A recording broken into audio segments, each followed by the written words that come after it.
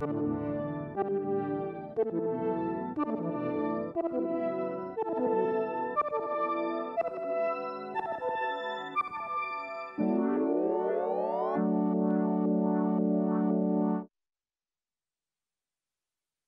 2022. I'm happy to be here as the moderator of the opening session. We will now open the SFSCon 2022 for the 22nd time, so the SFSCon for the 22nd time actually. And I'm really happy to see how many experts have come in the Neue Tech Park to share their knowledge and to discuss how IT, how digital is going forward thanks to free open source software. So, before I will hand over to our Director for Innovation and Tech Transfer, Vincent Morat, I want to give you some information about the conference days we will have today and tomorrow here in Neue Tech Park. And I would like to start with the first very important thank you we would like to express to our industry supporters. So thanks to our industry supporters, all or many of you have got a free ticket to participate here to this event. And I think this is very important to allow everyone, young, less young, more experts, to participate and to be part of the community and of the discussion about free open source software. So first of all, I would like to introduce our Platinum. I'm a little bit not used to this pointer, sorry. The Platinum sponsors, which are Eclipse Foundation. So many of you know Eclipse Foundation from the Java world. In 2004, IBM has kicked off this foundation to promote Java. Meanwhile, Eclipse Foundation has come from Canada to Europe, has opened in Brussels their headquarters, and is helping free open source software projects to work together with the industry. We as Neue Tech Park are members of the Eclipse Foundation to promote this strategy, and we are really, really thankful that Eclipse Foundation has chosen the SFSCon as one of the key conferences to promote.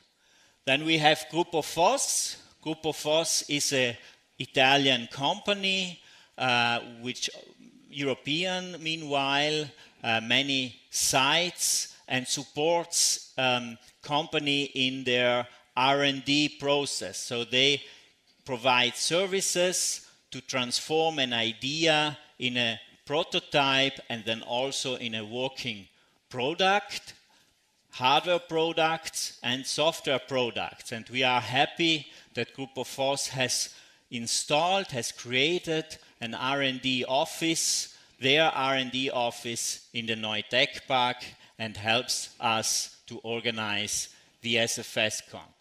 Then we have Telmecom. Telmecom is a South Tyrolean company created here in South Tyrol, in Lana to be precise, to provide infrastructure, broadband and other services for IT infrastructure. We have a new entry, a new company,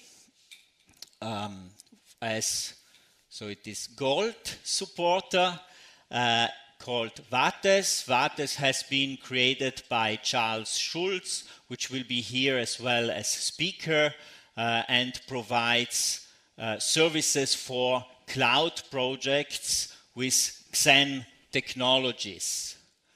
As silver supporters, we have Collabora Online and Made in Chima.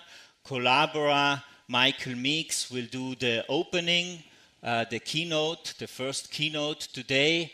And Collabora is well known in the community for providing, for example, Star Office Okay, I'm really old. I'm really feeling really old. So some understand what's happening. LibreOffice is called now. It was OpenOffice and before it was StarOffice. So LibreOffice as a cloud solution. LibreOffice Online is developed by Collabora, and Michael Meeks will tell us a little bit more. Made in Cima is a web agency in Trento supporting us also with the website of the SFSCon. And then we have 1006.org as specialized in services, database services, CatchSolve specialized in automated software testing, Endian specialized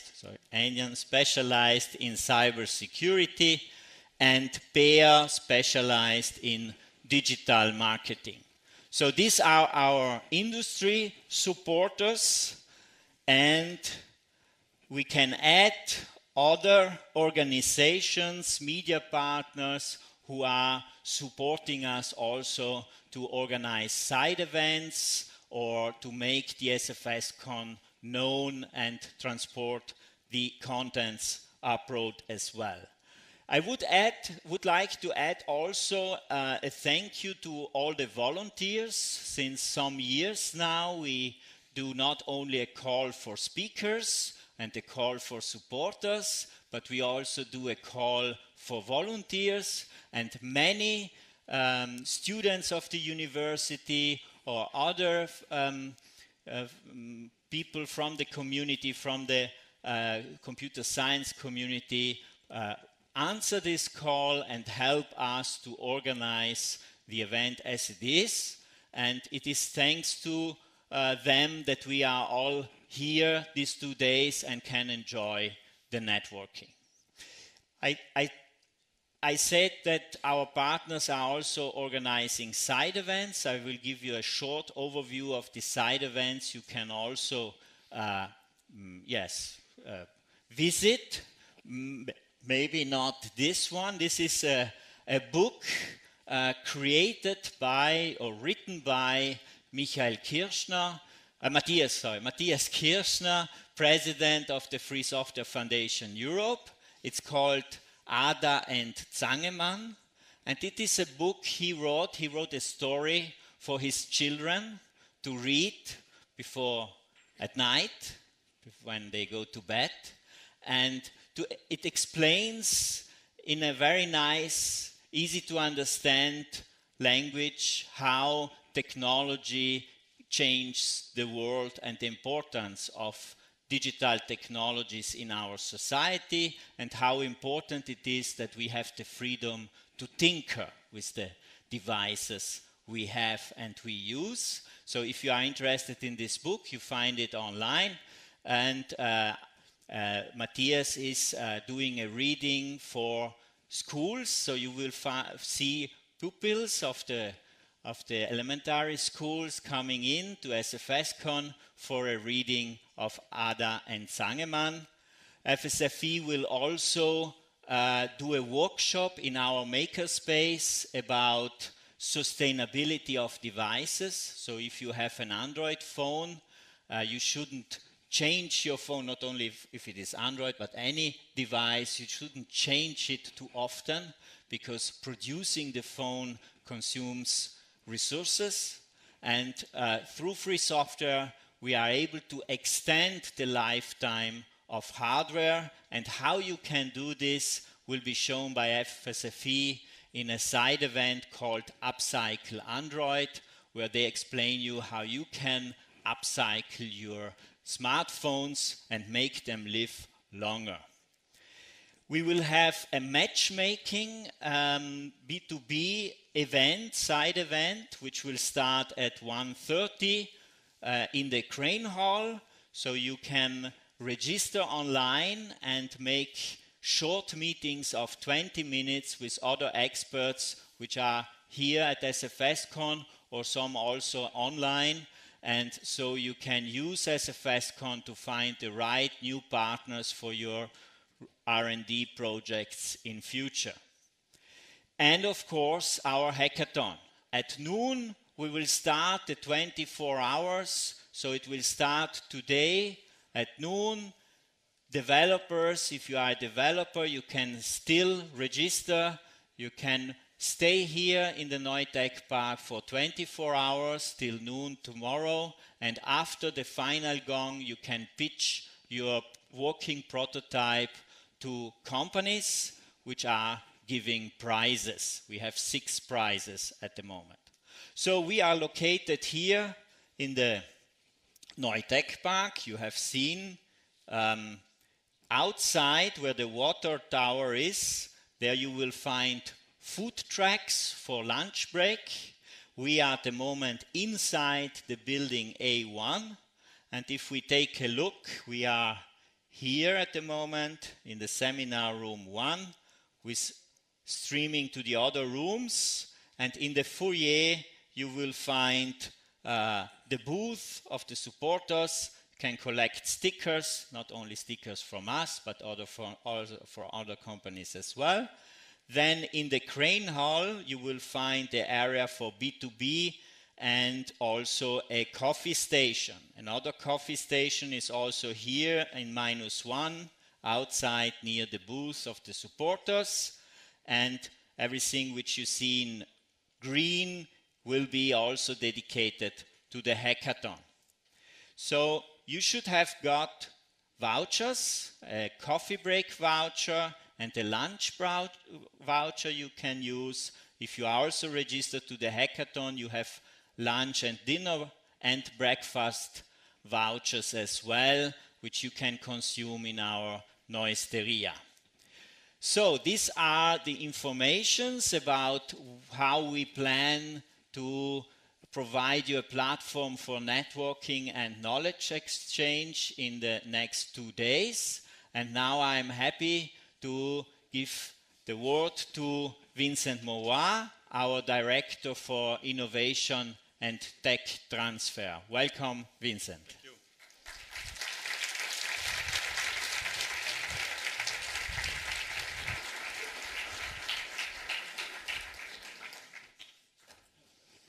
Good morning. Good morning also from my side. So as already said, I'm responsible for innovation and tech transfer here at the Neutech Park. A few words related to Neutech Park. Who doesn't know Neutech Park? So we stand for Nature of Innovation. Our mission is to push forward innovation, first of all in South Tyrol, but not only, we're also working together with companies beyond the region. And we have 4 main technology fields, which are green tech, food tech, automotive automation, and what today, of course, is in the focus of today and of tomorrow is digital. So, first of all, I also want to, it's going back. Where does it go back? Okay, sorry. Sorry for that. I'm giving away everything. First of all, I'm very happy for the attendance.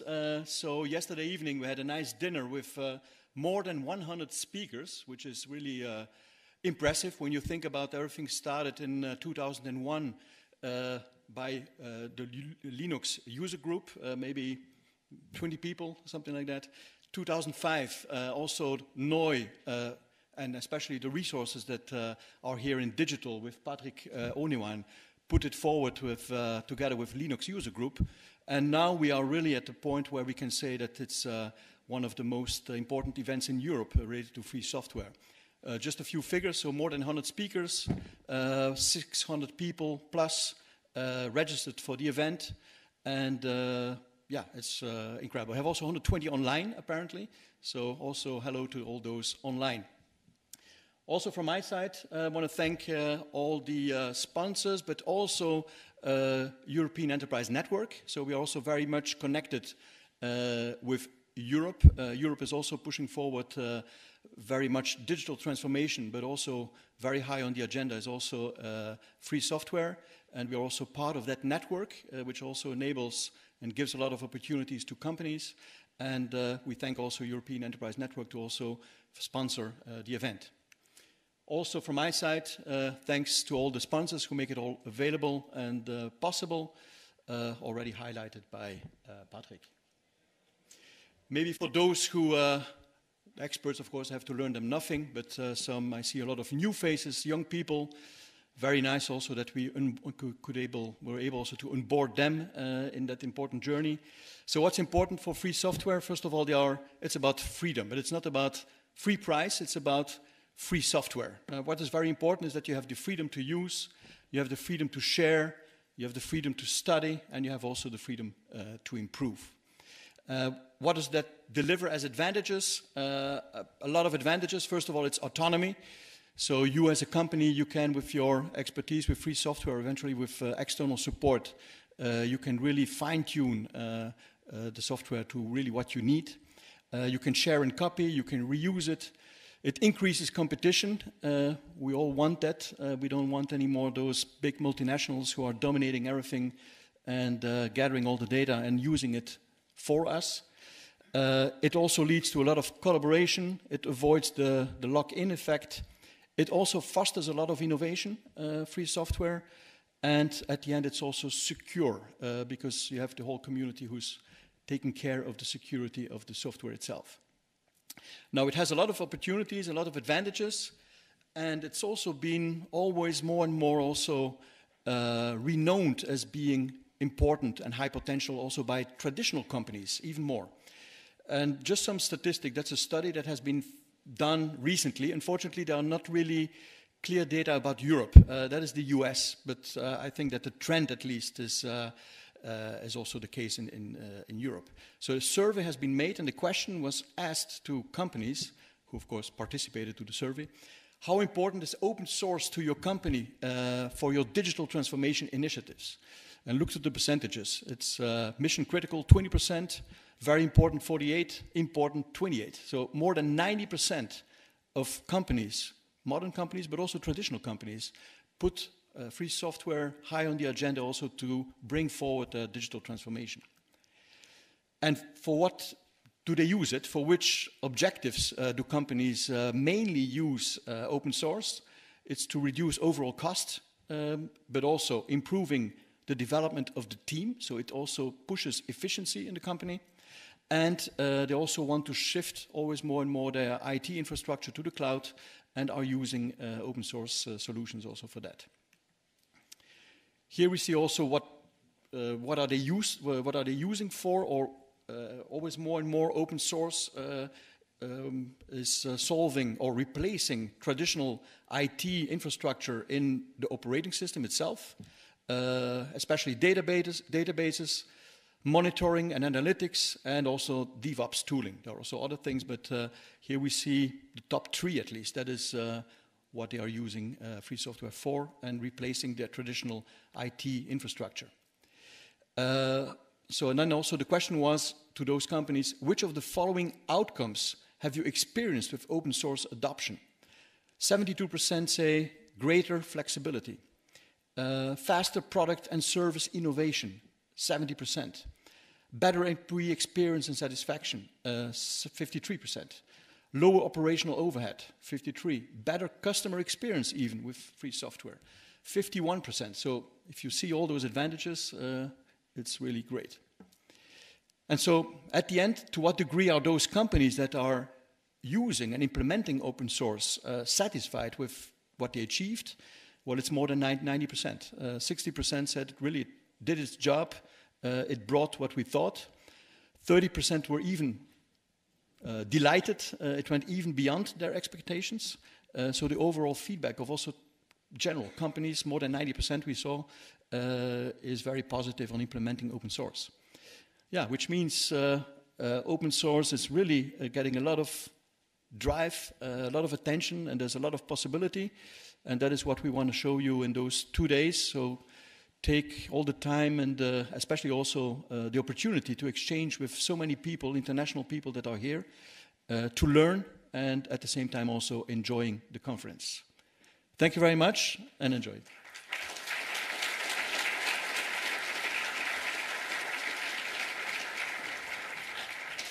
Thank you very much, Vincent, for the opening, the official opening. We have now as our speaker Michael Meeks of Collabora. Michael Meeks, we have met at the FOSDEM many years ago, and it's good to have you in Bolzano. And I'm curious to hear about, your talk is about sovereignty, software sovereignty through free software, and we are looking forward to hear much more about it. You can use here this microphone. Fair enough. Well, thank you very much. And here we go, he says. No, and this is back. It's just slow. This is what I'm going to say, so I won't say it first, but perhaps it helps someone online, who knows. So digital sovereignty. I kind of guess it's obvious what it means. Our ability to do things ourselves, to be in control, to have our own lives and not be dictated to. A vital thing, I think. Now, there are many aspects to this. Some of them we can't easily fix here, but are perhaps interesting, nevertheless. So there's a physical layer in reality, it turns out. And one of the interesting things, of course, about our industry, if you look at where the money is and where the big companies are, and this is not uniformly true. There's loads of cool stuff happening right here, you know, in South Tyrol. But anyway, Microsoft, Intel, you know, the big beasts are all over there in some ways, many of them. And similarly, over here, 90+%, all of your laptops, all of the chips in your mobile phones are coming from, in a boat, from there. Which would be fine, perhaps, except this is, San Francisco. And Microsoft, of course, is slightly further north in Redmond. Yeah, it's the largest active fault. Some of the largest and most damaging earthquakes in the world come from there, which is, yeah, I don't know. I don't know how we managed to do that. That's pretty cool, isn't it? Anyway, on the other side of the world, there are a whole load of wonderful people who find it hard to agree. And, yeah. And like I say, 90+% of all the high-tech chips are coming from there. So I think this is pretty concerning stuff, right? You know, so I think governments start to understand this more. We have been in an era of a very stable era, the great moderation, low inflation, no wars, you know, this kind of thing. And people are starting to think, well, yeah, maybe the peace dividend doesn't last. So perhaps we should take back control. And there's great things happening, and they're very expensive things, which is good. To bring fabrication back to Europe and so on. So then, it's not just the physical side, it's also how those things are connected. And the world increasingly looks like something like this. And although the data centers may be in Europe, the control and the software and the understanding of how that's managed and written is not meeting the vision of the internet as a beautifully decentralized, robust, DARPA project that can survive, you know, catastrophe in a good way. Exactly the opposite. These network effects pull everyone, if you're not careful, into the middle. Beautiful image here, thank you, to Optare. And so there's some kind of physical aspect to that, but Europe is blessed by being a huge continent with, you know, great connections. We don't have to have fragile underwater cables to everywhere, except at the moment we do, really. It's kind of fundamental to how everything works. Which would be fine, except underwater infrastructure turns out to be incredibly vulnerable. And last month's fun was huge gas pipeline. I mean, you know, look at this. Methane, good for global warming, you know, if you want to get warmer. Just a bit embarrassing, you know, and I don't see the politics, none of us see the politics behind this, but it's interesting to see the simultaneous or near simultaneous cutting of, fiber optic cables around the place. Anyway, so that's a bit about the physical side. On the software side, our workplaces are really tied to some vendors from these areas I've pointed out. But of course, you know, our collaboration, often how we do that is, we really need good alternatives for that, because there's a lot of strategic risks there. Privacy, on the privacy side, enforcing the GDPR turns out to be practically impossible. You know, Schrems 1, Schrems 2, all of this. You know, like, it's embarrassing if you're a giant nation or agglomeration of nations that you can't enforce your own laws and your own privacy policy. So wouldn't it be nice to take control of that? And then, of course, political interference on these platforms that are opaque and can't be looked at. There's a financial side, obviously, there. And you can't innovate in someone else's proprietary cloud. You can have a brilliant idea that could be assembled with others, and nothing can be done. And then, of course, security. If there's a problem, we can't fix it. We are reliant on someone else to come and do that. And the network effects are very powerful. The reason why it's all pulled to the middle is, it makes everything cheaper and easier, and isn't it great to build this non-sovereign thing? So anyway, I would argue that the free and open source software, Libre software, is really the only feasible solution. It's the only way out of this mess. And that's cool. It's nice to have a USP, and it's us. We are the solution. And, making sure that the situation is robust, that the source code is distributed in Git repositories all over the world on people's laptops, PCs, institutions, that the expertise is all of us, and we're all over the place. The data is onshore. And also, I think the innovation thing is really key. I routinely meet people in the desktop space where I live who despair, who don't realize you can change technology, who don't realize you can make it do what you want. They just accept it. It's bad, but we have to click and then press escape and go back, and then it works. And you're like, okay, that's interesting. So teaching people the joys of free software, and there's a lot of exciting work going on here. Even people who might be our traditional foes are saying the same thing, perhaps in a negative way. Here is the data trap, right? It's not digital sovereignty. But governments are really getting this, and that's fantastically exciting to drive the message of free software on a large scale. So the question then is, how do we get all of our software and put it together and make that sustainable? And sustainable really means funding it at the end of the day. And so this is, I think, the root challenge of solving this problem together. So the punchline is this is not easy. And actually, this is probably much harder than the software itself. And I don't really have a magic one-size-fits-all prescription. But I'm going to commit this heresy today, and maybe you can stone me later. To be economically sustainable, someone, and you can decide who that is, needs to pay something, and they need, in return, to get something. Now, this is quite controversial, I know.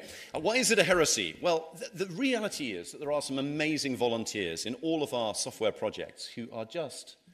They wow me, I talk to them and they tirelessly donate and give their time to do amazing things. And the examples are numerous across just the projects I work in. And you're awesome. So I don't want anything I say about money and sustainability to cut against that. These people are the heroes. They really are. Now, of course, employees getting paid to work are heroes too, and they often go far beyond what they're paid to do. But anyway, I was once a student. Perhaps many of us were. And I contributed in that bucket. But there is an idea that if FLOSS is written by volunteers, no one needs to pay anything. The software writes itself, almost. There are these passionate people, and they just create it. And they don't need to eat, because they have another job that they're not doing. The sysadmin class, I think, if you look 20 years ago, absolutely fantastic at helping write free software in their spare cycles. But as we see the cloud businesses and DevOps and the reduction of the number of sysadmins, maybe that's not a sustainable model. Who knows? Anyway, so businesses and OpenSSL. I mean, we saw the Heartbleed bug, and it's easy to look at the negatives. The positive is that a critical piece of our infrastructure has been maintained by thankless volunteers for years. Isn't that, so that's brilliant. Anyway, lots of businesses are set up because they really want to fund their open source businesses. They want to fund their programming addiction. They want to have fun and continue to do that, which is great. And of course, to accelerate that growth and drive it. There are multiple meanings of volunteer, incidentally. I'm talking about the unpaid volunteer. Depending on how you structure your world, some people are paid volunteers, and fair enough. I mean, so who knows? You can be a volunteer in one context and a staff member in another, perhaps.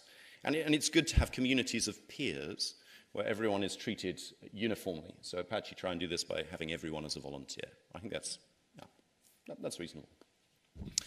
So when it comes to working together on digital sovereignty, one of the interesting things is that there are many different business models in open source. And I just want to talk about some of those and the challenges of those.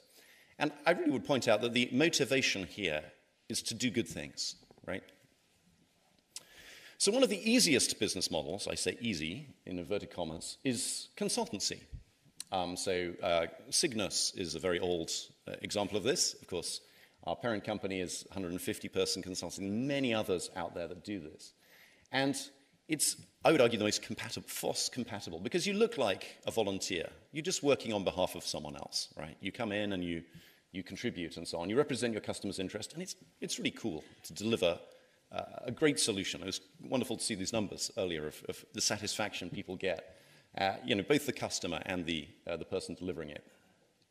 And of course, the good news is there aren't enough people with the skills we have. So that's great at the moment. The cons are, well, maintenance is hard to sell. Many people assume that open source maintains itself. And so estimating pricing is kind of risky. Fixed price project, bankrupt, huge engineering companies. I mean, has anyone heard of a major infrastructure project that came in on budget? And infrastructure is kind of easy. We've been doing that for thousands of years. There's this concrete and the steel and, add it all up. And software is, well, mythically hard. So there are some risks there. If you're an awesome consultancy, you eat your own customers because you make them so happy, all their problems are gone, The customer sleeps well, and you have to find another one who's looking stressed. So yes, and just that renewal is not easy. And sometimes, of course, a consultancy is, you don't have public source, so it's kind of a private open source. So all the license rights are there, but it's not published. And I guess some degree of support services looks like a consultancy business. And the scarcity of skills. Well, my hope is that we dominate the world, in every domain, and then we may discover the scarcity of skills is not quite as scarce as we'd hoped. So that's one. Another thing is the proprietary periphery, as I call it. This is also known as open core. So we tried this. I was at Zimian. We did a startup some years ago. And we tried to sell, a small piece of our thing. And it's very easy to sell something. It's a very easy transaction for people to understand. Unless you give me money, I don't give you this. It's kind of the basis of trading relationships. And that's great.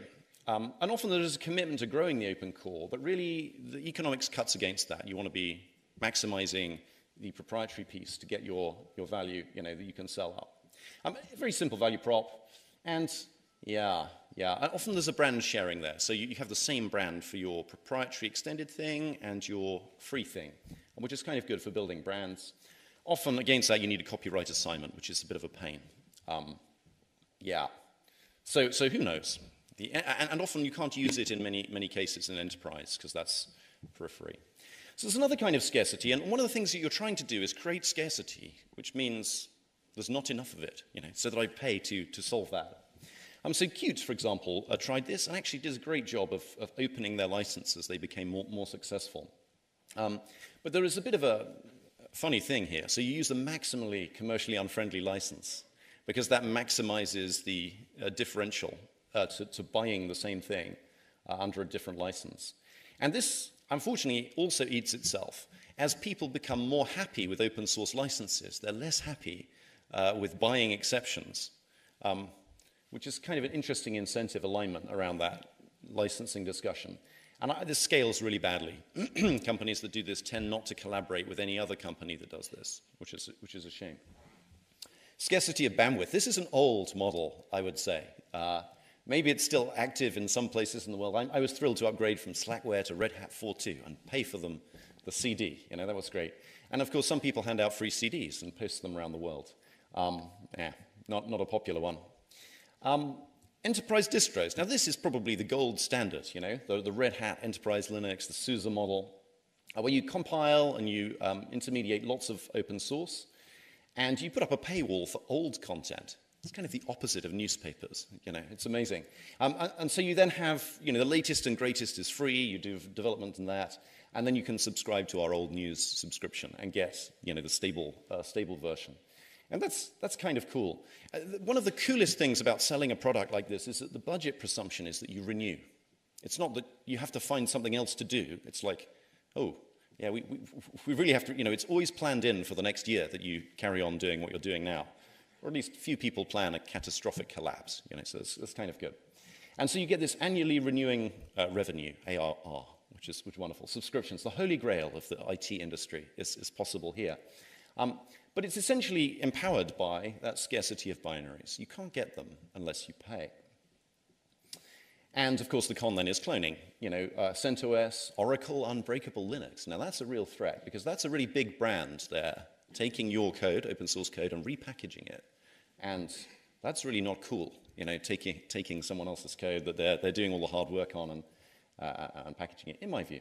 And there's also some cuteness there with the copyleft. I think trademark is used as the key vector of proprietization there to make it a per-seat license. And this used to be controversial. I'd argue it's not really now. Another interesting flavor on that is just to put something in the binaries. The laziness, the busyness of the customer is often underappreciated. And so you can provide all your source code, but as long as the binaries are scarce, you can compile them in with some little helpful reminder that they ought to support the project. And this works quite well.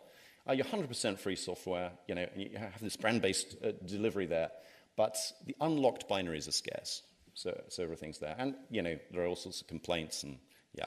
If you don't have a powerful brand, then the unlocked version is going to kick your backside. Scarcity of confidence. Yeah, some people are paranoid. Again, I don't know how long this will last, but at least, you know, this IP indemnity thing, you know. I was involved with Novell during the Microsoft Novell thing, which was an exciting time, and hopefully people have forgotten about it by now. Yeah, so license auditing tool vendors have a similar approach here. But there are more benign approaches there, like certification, SLAs. You know, we are the real brands. That is the one that you want to use. And of course, this works well in compliance sector and helps you differentiate in a highly commoditized market. Unfortunately, demand generation for IP indemnity, you know, like the advertising you have to do there is pretty problematic. Yeah, and well, anyway. And you really need scale if you're going to do big SLAs. So then complementary services. We started this business, Zimian, and we wrote the Evolution mail client 20 years ago. And it was kind of cool. You know, VCs gave us loads of money to sell travel booking services through a calendar app that was not yet written to run on a Linux desktop with no market share. It was amazing. You know, I don't know. So I think VC-fueled startups are great. Of course, it's nice if you deliver value at the end. And yeah. And, well, who knows? VC is an interesting thing. Of course, ad-supported software has become dominant in our industry. I don't know how you look at the flow of money, but yeah. Some people say if you're not paying for the product, you are the product. It's a bit cynical. But you know, here we are, a Linux desktop technology breakout, and this is where I come from, so I'm always very pleased to see KHTML doing good stuff, and the whole web browser market, you know, anything proprietary is just a joke in that sphere now. One of the problems with this is that people don't necessarily see that they're the product, and they then believe that all free software should come with amazing quality, you know, a beautiful UI, unable to stop using it, and you know, and be totally free for download and use. It sets a zero price expectation that's perhaps not entirely helpful, but there are some good initiatives there to try and improve that. And then abundance. Well, donation-funded development. This is a particularly cool thing to do. The Sagrada Familia model. You know, if we start building it, they'll come and finish it. You know, it sort of does work. I mean, TDF the Document Foundation makes of the order of €1 million a year out of this. But you really need a big brand and a significant project, and you also need some value. You know, that's not seeing a cathedral that's not finished yet. You know, and there are some downsides with that. Also, the conversion rate is not great. Like, it's really quite poor in terms of a yield versus, say, selling convenience in an app store, which also works. And actually, Je Compris, back in the day, would have a Windows tax, you know, free on Linux, easy to get, we'll give you binaries. But on Windows, you know, because you're using a proprietary platform, you should pay. And that, of course, turned into App Store sales, which is a really simple route to market. And lots of people do this. Krita, for example, is almost entirely funded by App Store sales and doing amazing things. You know, they can employ 5 people, they can build their brand, build their product. It's exciting. And yeah, of course, the differentiation problem then is that anyone can recompile it and ship it for free in the App Store because it's free software, right? And so then again, it comes back down to brand differentiation. I'm nearly finished on the, but there are a lot of these business models. There are lots of mix and match parts of these for many companies. Yeah, making it difficult to set up and install, or limiting that to some area, you know, like the very large customer who we believe ought to contribute. And so that focuses things on large deployments, but, well, it's easy to clone, and people are getting very good at automating large setups. You know, Kubernetes, Helm charts, one click, and you have the whole thing, right? And so what do you do about that? Data, you need to make things work. So 100% open code, but maybe it doesn't work. You know, there are a lot of options there. And of course, artificial intelligence is the pinnacle of having lots of options. You know, there are all these weights in the table. The network netlist setup is trivial, but the value is in the $15 million worth of data that you trained in these weights. So yeah. So anyway, so there are lots of models here. And I don't want to say bad things about any of them. I think there are lots of good people who want to create the minimum scarcity that drives their project's development. But one of the things I'd like to say is that some compromise is inevitable. If you are in the everything free for everybody all the time model, you will not have a sustainable thing. Somebody needs to pay something for something. So, how do we unify all these approaches and get a digital sovereign solution? That's kind of a problem.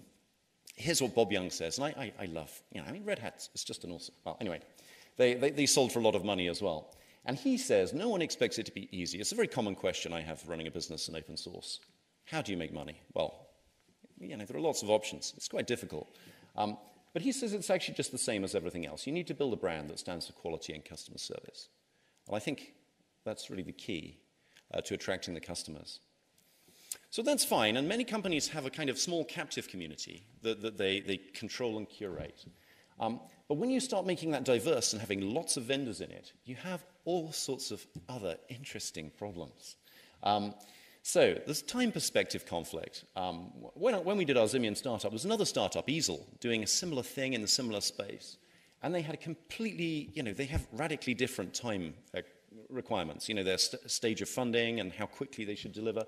And we were working with Red Hat at the time, who had an infinite time perspective. Like, let's not bother doing anything now. We want to get it right. Let's talk. Let's have meetings. Let's plan the 10-year horizon when other people will be bust in 3 months if they haven't fixed it and sold. So that creates some exciting problems. Scarcity is not a big motivator for volunteers. You know, even if it's, you know, for small peripheral things like giant deployments. But of course, many appreciate the results, you know, getting better software, being able to fund that, team feeling, new features, and so on. And then, of course, brand sharing. You know, if you have one big brand, which you typically do, because these things are not stable, and then how do you share that? How do you get customers through that? There's all sorts of good stuff. And then the competition aspect is pretty exciting there. And integrators can be a problem. You know, they're very happy to integrate Floss. They're very happy to talk about the joys of open source and how good it is. But often they can see it as a zero-price complement. You know, I already have my product, my service, whatever it is. Maybe it's a cloud. And I just want this free software I get at zero price to maximize my revenue in the other part. You know, it's like sort of optimization, Amdahl, you know, we'll say. Yeah. So that's kind of a real problem there, and I think we need to stand against that. And we see some of the license changing around really being related to this problem, I would argue. And of course, scarcity makes someone unhappy. Someone doesn't have what they need. And that's perhaps a feature. They should perhaps make things sustainable by paying. So LibreOffice has been experimenting with some of these things and doing some things, and there's some real challenges there on the desktop. Because the LibreOffice brand is awesome, you know, and LibreOffice is awesome. And I'm sorry, you should come and, you know, work with us. But also the Document Foundation, which owns the brand there and curates the community, ships binary builds, and it's then really, really hard to get past that and build a brand. And we've tried some creative ways to solve that, using this community tag for brands, and that has not gone well, but maybe we can iterate that. Let's see. So sort of for other things, we've started to have this unifying brand, this LibreOffice technology brand, which is cool. You can see a pretty picture up at the top right, for the engine underneath, so that we can innovate in business model and do all sorts of great things to support LibreOffice, building on top of the technology and you know, making that, you know, allowing innovation to flourish there. and removing some of that competitive tension, because there is always a competitive tension there from the core project's governance. So that's a pretty good plan. Dries at Aquila has all of this to say. It will be in the slides later. You can read it. But his punchline is that some companies are really contribute back. They actually love free software. They put their hearts and their money into creating and improving it. And other people do a lot less of that. You're not going to see them advertising themselves that way. I'm the taker. That doesn't happen. But he provides this picture because it's much cheaper not to contribute. It's really much cheaper not to contribute. And so that can drive your maker to adapt and reduce prices and so on. And it's pretty problematic. Anyway, so my conclusions. Here we go. It's an exciting time. Digital sovereignty, I've seen a lot of iterations of selling free software, open source. Then we've had some open standard stuff, documents, and that turned out to be really good. You can tell politicians that all of their important political speeches might be lost in these old file formats, and they understand the loss to the world of that, and how terrible it would be. And so they got on board with the open document standards. And now I think we have this digital sovereignty thing. We have a time in world history where this is a really easy message to make, and there's big opportunity there. So, yeah, so it's pretty cool. But just be aware, as we talk to government and as we do these things, that many of these business models that I've gone through that may seem to you like compromises and are not perfectly pure, bend or finesse some part of the software freedoms in order to drive their business. And the good guys there do as little as possible of that. So it's kind of fragile, because they just want to nudge people, or many people, into paying so they can be sustainable. So if you say it's a fragile, business model, you're right. That's right. That's by design. And then, of course, in procurement, you have to be careful.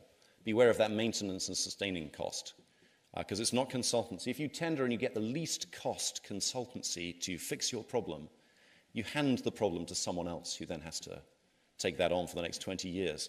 And so unless you're willing to hold the baby, when you've killed the ecosystem, you need to be careful. I said I'd say something about documents, but we love to liberate documents. I see documents as one of the big lock-in problems for the clients in the client space. The world has luckily rewritten almost all vertical apps to be web apps, which is great. So one of the last things, probably apart from the directory and authentication that locks people to proprietary platforms, I think is documents and proprietary ones. And we are working, blinking hard, to unlock this, to allow everyone to have a free choice of distribution and software, to give you that digital sovereignty over your hardware. And of course, we do that in a huge coalition. Obviously, LibreOffice technology we build on, but loads of other companies, many of which, Univention, I forgot to put on the slide, is doing amazing work here, building these coalitions. And yeah, I'm really excited to meet you and talk and show you about that. And one of the things I'd love to point out about this conference in particular that I think is unusual and spectacularly helpful is this matchmaking thing that they do. I think that's brilliant, because it captures the fundamental problem in software is that it comes to look like the people that work on it. And it looks like the team and the structure and the organization. And the way then to make large-scale digital sovereignty happen and software to work better is to get people to work together better, particularly across companies, and to finesse this taker-maker thing to make sure everyone is happy and they're all working together and delivering great value in partnership. So I think this is a spectacularly useful thing, and thank you for that. And these are my conclusions, and with this I'll finish. So I think digital sovereignty is undeliverable unless you use FLOSS. The freedoms, despite the bending I've talked about, are fundamental and what we love, and it restores our ability to act independently in the digital world. But to do this at scale and to deploy it, we need to work together to succeed sustainably, to respect people's business models and how they work, and so on. And we'd love your help, particularly on the document piece. I think it's one of the key things. So come and check out. And beyond that, I'm up here, you're down there, but you're doing the great work. And I'm thrilled to be here. Your support makes a huge difference to us, to LibreOffice, to Collabora, And it's a real pleasure to be here and to be able to sponsor the conference. So thank you for your time.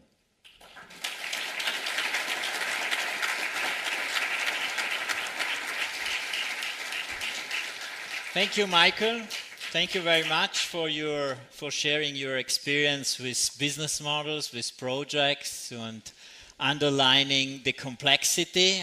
We see this in our startups who are trying to find the right business model all the time. And it is very important that you are here available for B2B matchmaking and for networking, so startups and other project leaders can approach you and discuss about how they could find their way. There is no silver bullet, yes. No silver bullet in business models, but you have to find your own model to reach digital sovereignty. Thank you very much. Now a friend comes back. It was 2008, if I'm 7 actually, 2007, that Simon came the first time to Bolzano. And Simon Phipps, he brings the news from the world. He came when he was Sun Microsystems, if I remember well. He probably knows a lot about how the Java world was developed, and 2004 when Eclipse Foundation was funded, you probably were in IBM. I spoke at the first EclipseCon. You spoke at the first EclipseCon, as you can see. Wonderful. So you will talk about open source and open standards. Absolutely. Thank you very much, Patrick. The floor is yours. Thank you. Well, good morning.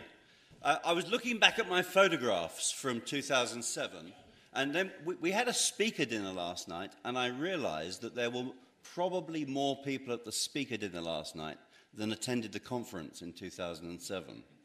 So this has been an amazing growth story, and the same amazing growth story has happened in open source and free software as well. And one of the things you discover as time passes and things grow is new people arrive. And I see so many new people. Just to get you moving a little bit, how many people have heard me speak before at this conference? Can you raise a hand? Thank you. Now, I do that every year because I've spoken here quite often. And usually it's over half of the audience that raise a hand. And this year, Patrick, I think that was a quarter. So great influx of people. When new people come in, they solve all the problems that we solved 20 years ago all over again. And I'm going to tell you about one of those issues, about a problem that we solved in 2005, which is new again now. This talk is about open source and open standards. And it's easy for people to misunderstand the difference between open source and open standards. In fact, there's a quote over here that you won't be able to read, but it says that it ends by saying the main difference between open source and open standards is how they accomplish their shared goals, primarily culture and pace. Now, the man who said this, I won't embarrass him by naming him, he said this in an article on TechCrunch. He's one of the most senior leaders of both the standards and open source world. And unfortunately, what he said is complete rubbish. Because open source and open standards are completely different things. They are unrelated. The only thing they have in common is the letters O, P, E, and N. They are orthogonal. That means they're two planes that touch only at an intersection point. And at their worst, they're incompatible with each other. And I'm going to explain to you why that is. Now, when I announced this talk on Twitter a while ago, somebody very prominent in the community said, "Why are you talking about that? We solved that years ago." So hold that thought in your mind. So now, open source. Open source was conceived originally as a marketing term for free software. And that's why FSFE, Matthias, wherever he is out there, and I, who work at OSI, are great friends, because we're both striving for related goals and interlinked goals. The idea of open source and free software has many consequences, and you'll hear many people saying open source is all about community, or open source is all about liberation, or open source is all about, digital sovereignty. But actually, open source is primarily about user and developer freedom and self-sovereignty. And that's achieved by the people who write the software taking all of their intellectual property rights and licensing them in such a way that anyone can use, improve, share, and monetize that software without needing to ask anyone else's permission. The key to open source software is you don't need to go negotiate with anybody. That's what's made it sweep the world, is everyone in this room can pick up software under any open source license and just use it because you have permission in advance to do so.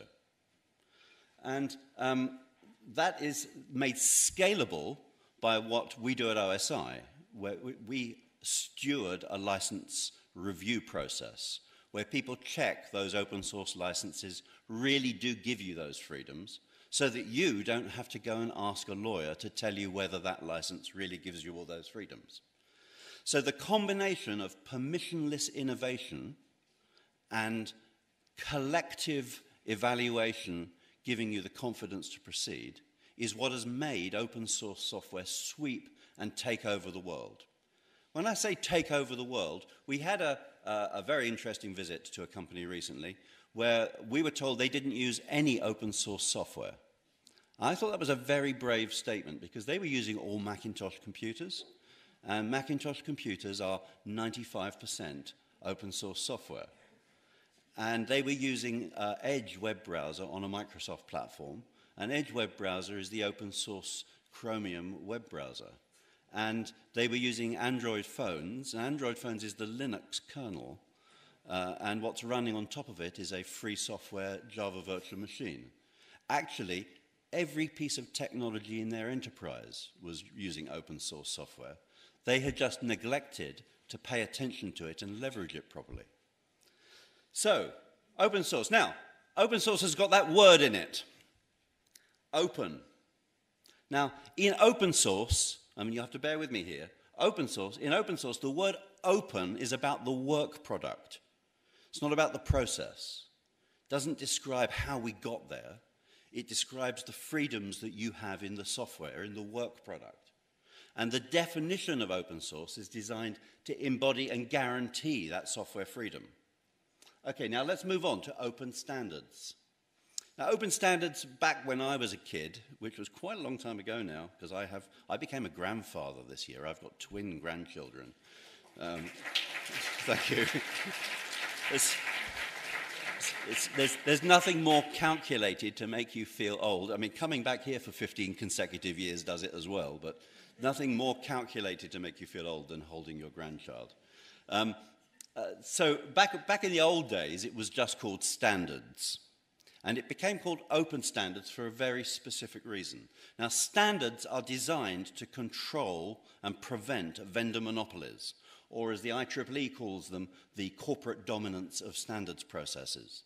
And standards are patterns that are intended to allow people to independently manufacture products that work together and behave safely. That's what standards are for. Now, that word open in open standards, it's not about the work product. It's about the process. The word open in open standards is about the process. Now, let me explain why that is. It is primarily to prevent standards bodies falling foul of antitrust legislation.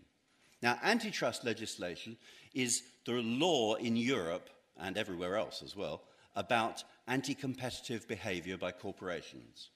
And anti-competitive behavior happens when a company that's dominant in area A uses their dominance to become dominant in area B. And doing that is illegal in both Europe and North America. And standards bodies are a great place to accidentally form the primary vehicle of anti-competitive behavior, which is the cartel. A cartel is a group of independent market companies who collude with each other to fix the market. And a group of companies meeting at a standards body to agree a standard you have to comply with to work in the market sounds an awful lot like a cartel. So every standards body that I know of has got rules that ensure the behavior of the standards body does not rise to the level of antitrust. And the primary tool to prevent antitrust happening is that the organization is open to all comers under the same rules. And so that's why they're called open standards, is because they are open so as to prevent them being treated as anti-competitive. The work product is not open. Many standards bodies, you have to pay for the standard to use it, which is why free software developers often struggle to implement standards unless they work for corporations who can pay the often very significant fees for the standards. Also, standards, and I'm going to tell you why in a minute, standards often have software patents embedded in them which have royalties due. And that also is a big problem for free software developers. Now, just as an aside, does anyone here like having fights on Wikipedia? I don't know whether anyone does. Yeah, there's a couple of, there's one down there. So there's an error on Wikipedia, okay? It's down at the bottom here. They say that an open standard is a standard that's openly accessible and usable by anyone. That's rubbish. That's not true. Your challenge is to go change that line on Wikipedia. Good luck. Okay. So now, open standards. Let's talk some more about open standards. If you've not been involved in standards, you may not understand what is really going on in a standards body. Now, I was involved in my first standards activity when I worked for IBM. I worked on H.262, which is a video compression standard. And I've been involved in standards activities ever since in my career. I now represent OSI at Europe's premier standards body, ETSI. And I'm still doing, for my sins, still doing standards every day. So there's two ways that people do standards. One is called requirements-led. Now, in a requirements-led standards activity, the industry agrees a specification for a problem they need solved. And then all of the companies in that industry, under open rules, so these are going to be open standards, under open rules, they contribute ideas, intellectual property, patterns, designs, prototypes that implement the requirements. The standards body then negotiates amongst itself to pick the ones that fit best into a standard, and the standard is ratified. Now, in the process of doing that, those companies have all patented all of the ideas that they are contributing to the standard. And so when the standard is finally ratified, remember this is an open standard because the process was open. When the standard is finally ratified, it is full of software patents, and they are all royalty due. That is to say, you have to pay to implement the standard. If you don't pay, some very bad people will come and do very bad things to you. And so this is requirements-led standards. And this is by far the dominant form of standardization in the world of hardware, semiconductors, consumer electronics, telecoms, anything tangible, anything you can touch will use this standardization approach dominantly. The other standardization approach is what I call implementation-led. In an implementation-led standardization process, people from the industry harmonize their implementations and work out how to make them interoperate and be compatible to a degree that they can agree in the standards committee. And all of that work, since it is already embodied in products, is typically contributed with the royalties waived on all the patents. The products are still full of patents, but they make an agreement to the standards body to waive the royalties to the patents, so you don't have to pay anyone to implement the standard. Now, this kind of standard is predominant in the software industry. So standards organizations like OASIS and W3C predominantly make their standards this way on an implementation-led basis. There are patents in both, but the way they are leveraged is different. In requirements-led standards, patents are monetized directly. In implementation-led standards, the patents are leveraged to create a market or to create the adoption of the standard. In both cases, the company benefits, but in one of those cases, it's incompatible with open source and free software. So can you work out which one?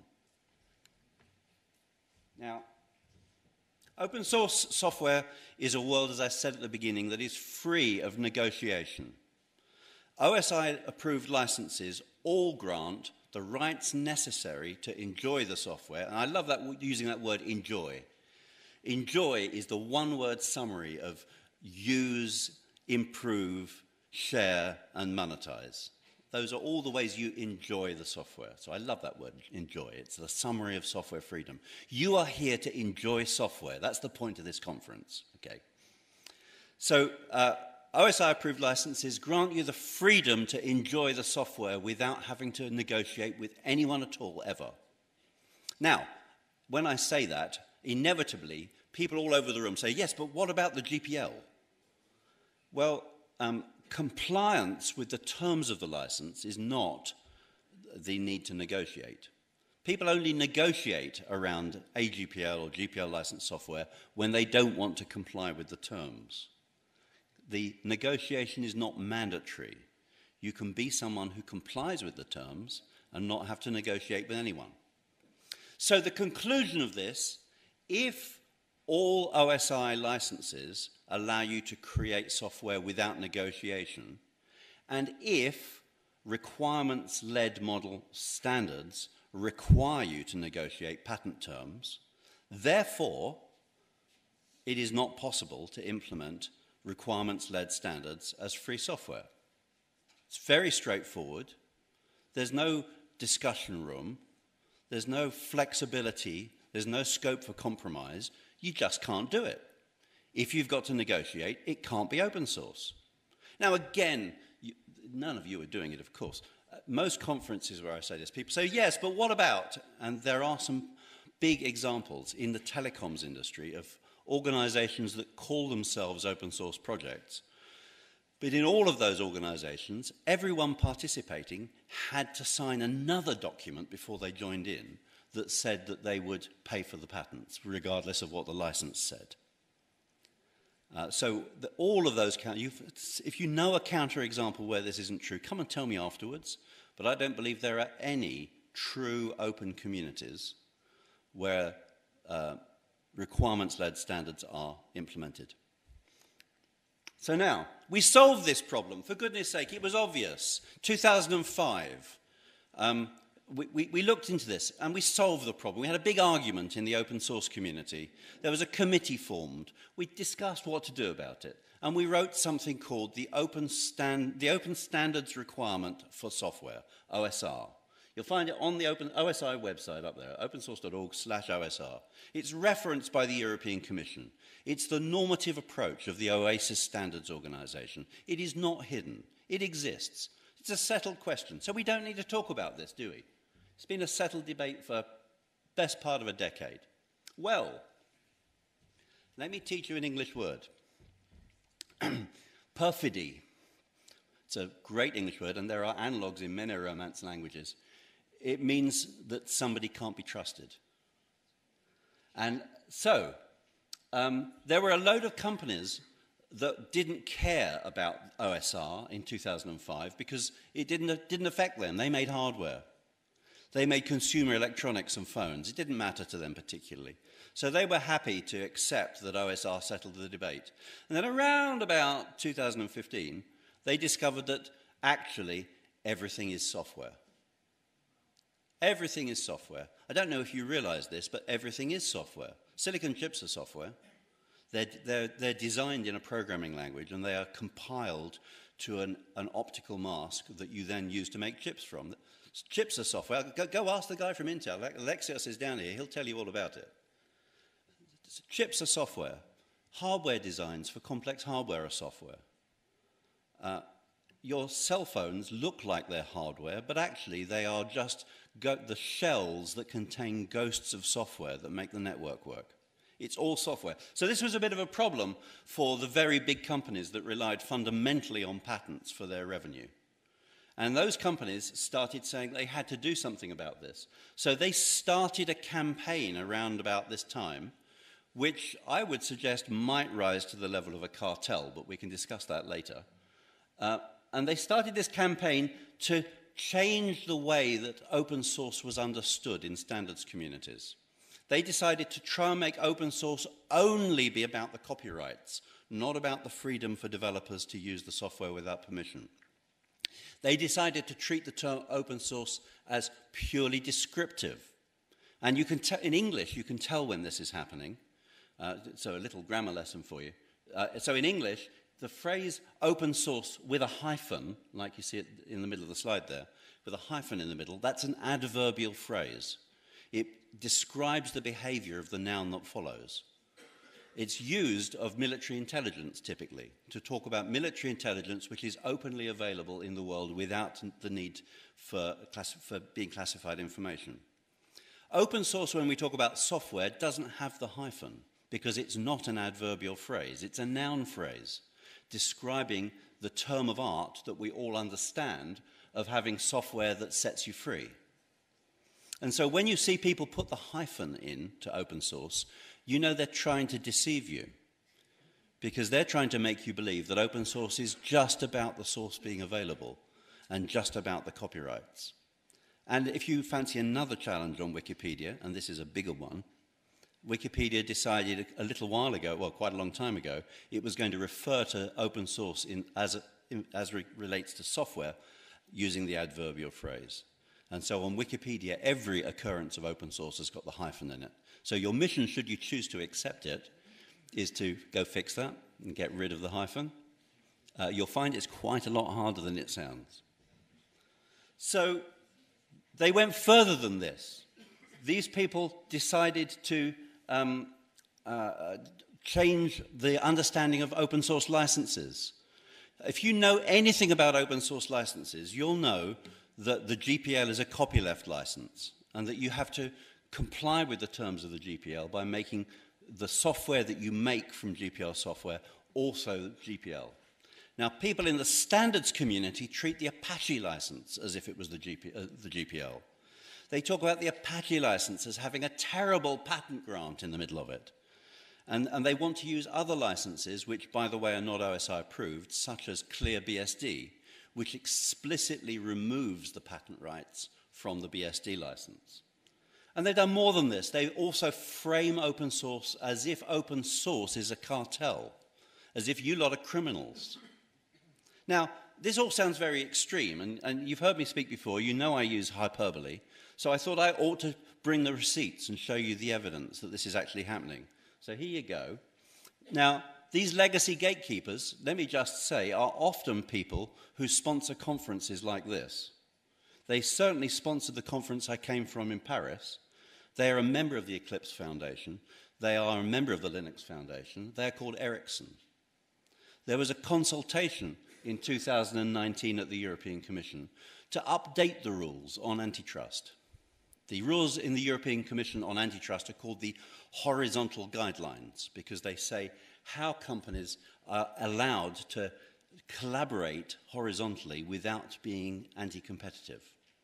And Ericsson wrote in a submission to this consultation, and they said, and I quote from the letter, which is over here, that Ericsson wishes to direct the Commission's attention to what it perceives as a significant gap in the horizontal guidelines, in that they do not cover the development of open source software. Ericsson submits that this issue could be best addressed by extending the scope of Section 7 of the horizontal guidelines to open source development.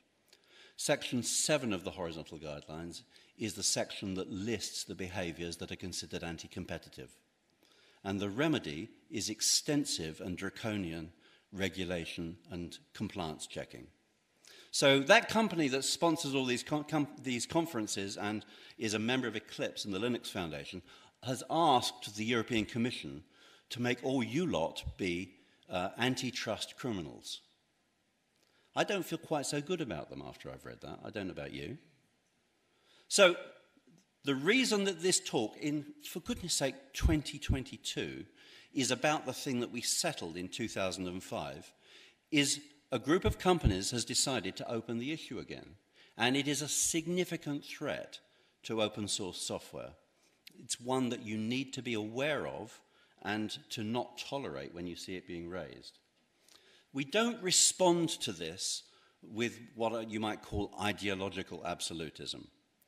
I've talked about software patents, and it's often the response of free software people to say that software patents are bad and they should never be allowed. The response you get back if you say that at ETSI, which is the telecom standard industry, is they'll say to you that a multi-billion euro industry that employs nearly 1 million people in Europe is based on those things. How can you say they are bad? And it's quite hard to argue with them when they're saying that to you in front of a European commissioner who tends to prefer the economic growth to the ideological purity. So there's no point just standing up and saying no software patents, even if that's what you and probably I believe. Instead, what we have to do is educate people from a position of empathy and of accommodation. The sense that I mean by that is to say, yes, I understand that your sector of industry fundamentally depends on patents, and that's fine. I'm not going to suggest that stops.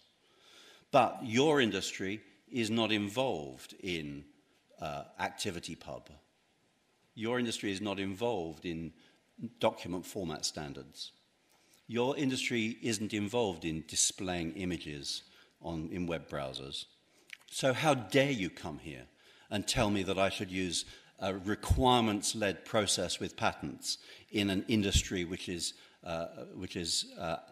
implementation-led and where we have waived the royalties on patents.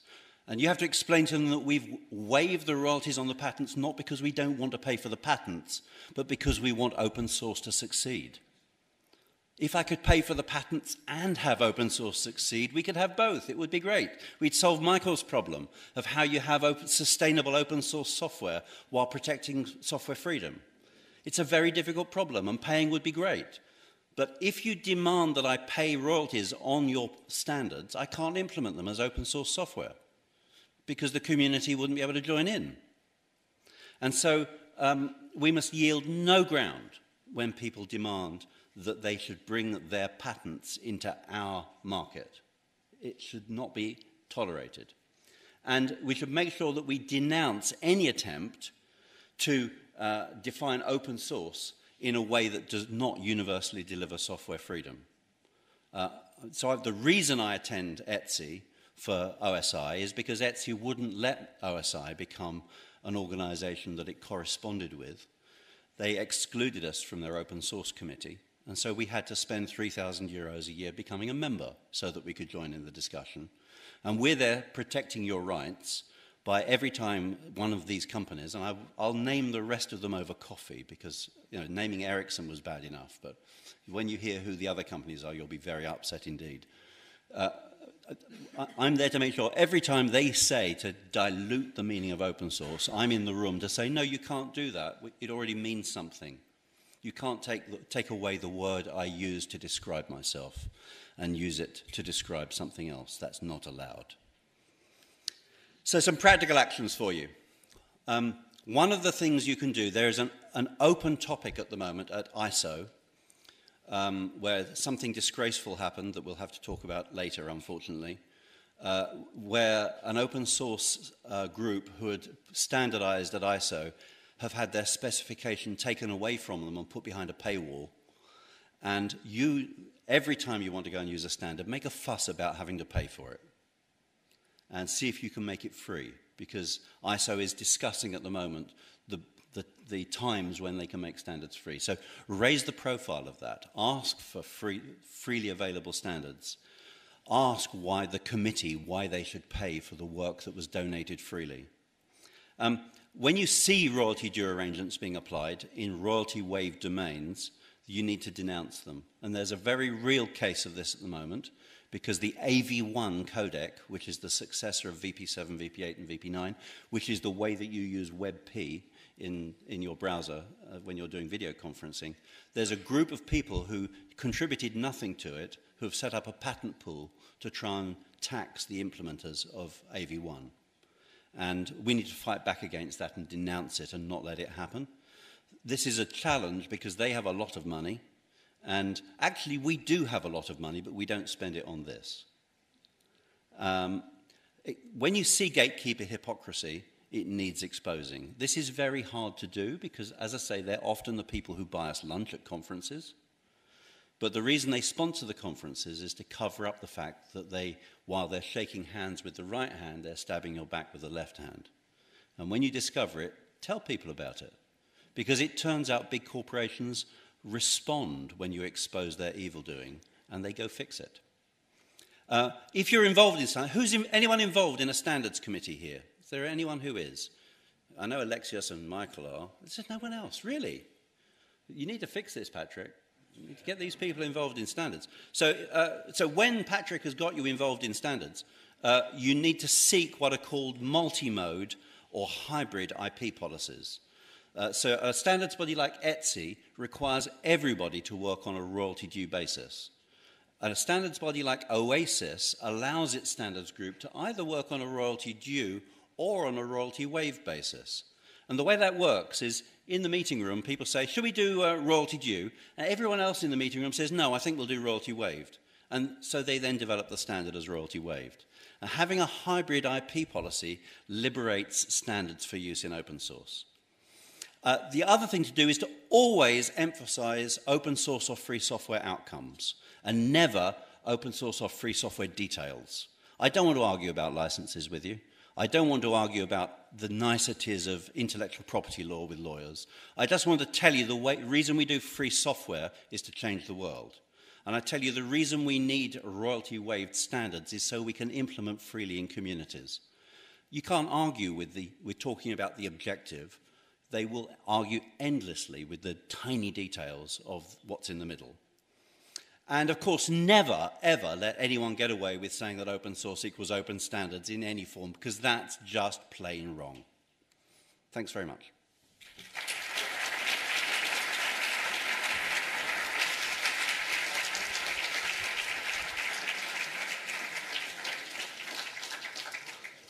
Thank you, Simon. Thank you for your inspiring speech and the topic, which brings up again a discussion we have to start. And yeah, I also thought it was settled, but let's see. Let's work together.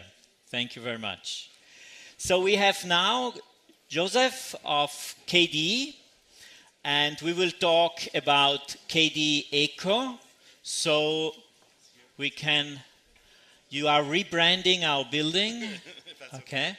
There's somebody who knows what KDE is in the room? Okay, many people know. Yeah. So Joseph will tell us about energy consumption and sustainability in KDE. And free software in general. Thank you. Thank you, Joseph. The floor is yours. Thank you very much. So before I get started, I wanted to ask the public a couple of questions. The first question is, how many of you are aware of how much energy the software you use consumes when you're using it? Raise your hand if, okay, one or two hands. If you had information about the energy consumption of the software you used, would you choose an application that consumes less energy? Raise your hand if you would. Okay, a lot more hands. Great. My last question, how many of you would opt out of certain processes or advertisement or tracking which consumes energy if you could, to conserve energy, so to not waste energy? How many? Okay, I see a lot of hands. That makes me very happy. I'm going to come back to some of these questions during the talk.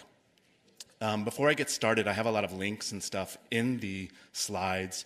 If you'd like, you can download them from our website, repository at invent.kde.org, or you can scan the QR code. So this is actually the one-year anniversary of the debut of this project in the world. So the KDE Eco Initiative started in 2021, and SFSCon was our first presentation. And so this is going to be an opportunity to think about what we've done in this time and what we want to do going forward. But before I get to that, I want to talk a little bit about the motivation for the project. I mean, as you all know, we are in a climate crisis right now, and things are not getting better. And computing is an area that can help mitigate climate change. But as the Association of Computing Machinery reports, it also must first cease contributing to it. This plot here, sorry, I'm getting used to this. Plot here shows the estimate of the carbon emissions from the ICT sector. So this includes everything from transportation, production, usage of our devices, end-of-life treatment, Bitcoin and cryptocurrencies, et cetera. And they estimate it's between 1.8% and 3.9% of global carbon emissions. To put this into perspective, the aviation industry is estimated to be about 2.5% of global carbon emissions. So we're roughly in the same general area. And the numbers are only rising. According to this report, if nothing changes, by 2050, the ICT sector will contribute 1/3 of all global carbon emissions. Where are these numbers, where are the contributions coming from? The number of internet-connected devices is estimated to grow to about 75 billion by 2025. It's in a couple of years. The machine learning and other AI has increased the energy consumption between 2012 and 2018 300,000 times, and currently is doubling every few months. Of course, everyone knows about proof of work and cryptocurrency and the energy consumption used for that. And as Simon mentioned earlier, I think it was Simon, everything is software, right? Software is driving, many people think of software as being immaterial. But software is what determines how much energy your hardware is consuming. Software will also determine how long you can continue to use devices. Software-driven hardware obsolescence is a real issue.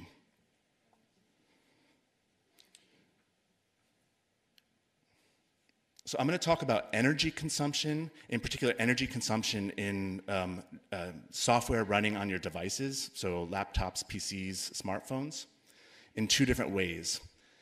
Energy efficiency, that is achieving the same task but requiring less from your hardware, and energy conservation, that's eliminating unnecessary processes. This is a graph from the German Environment Agency comparing different computer programs doing the same thing. I'm going to focus here on the two far left bar plots. This is a comparison of two text editors running the same standard usage scenario. That's a script that emulates user behavior representing typical functions of that software. Word Processor 1 is, in the report, a proprietary software application. They don't identify which one. You probably can guess. And Word Processor 2 is a free and open source software application. And what you can see here is that Word Processor 1, to achieve the same result, consumes 4 times the energy compared to Word Processor 2. Now, for an individual user, this may not be very significant, but if you think of it at scale, every office, every university, every home has a word processor running on their computer.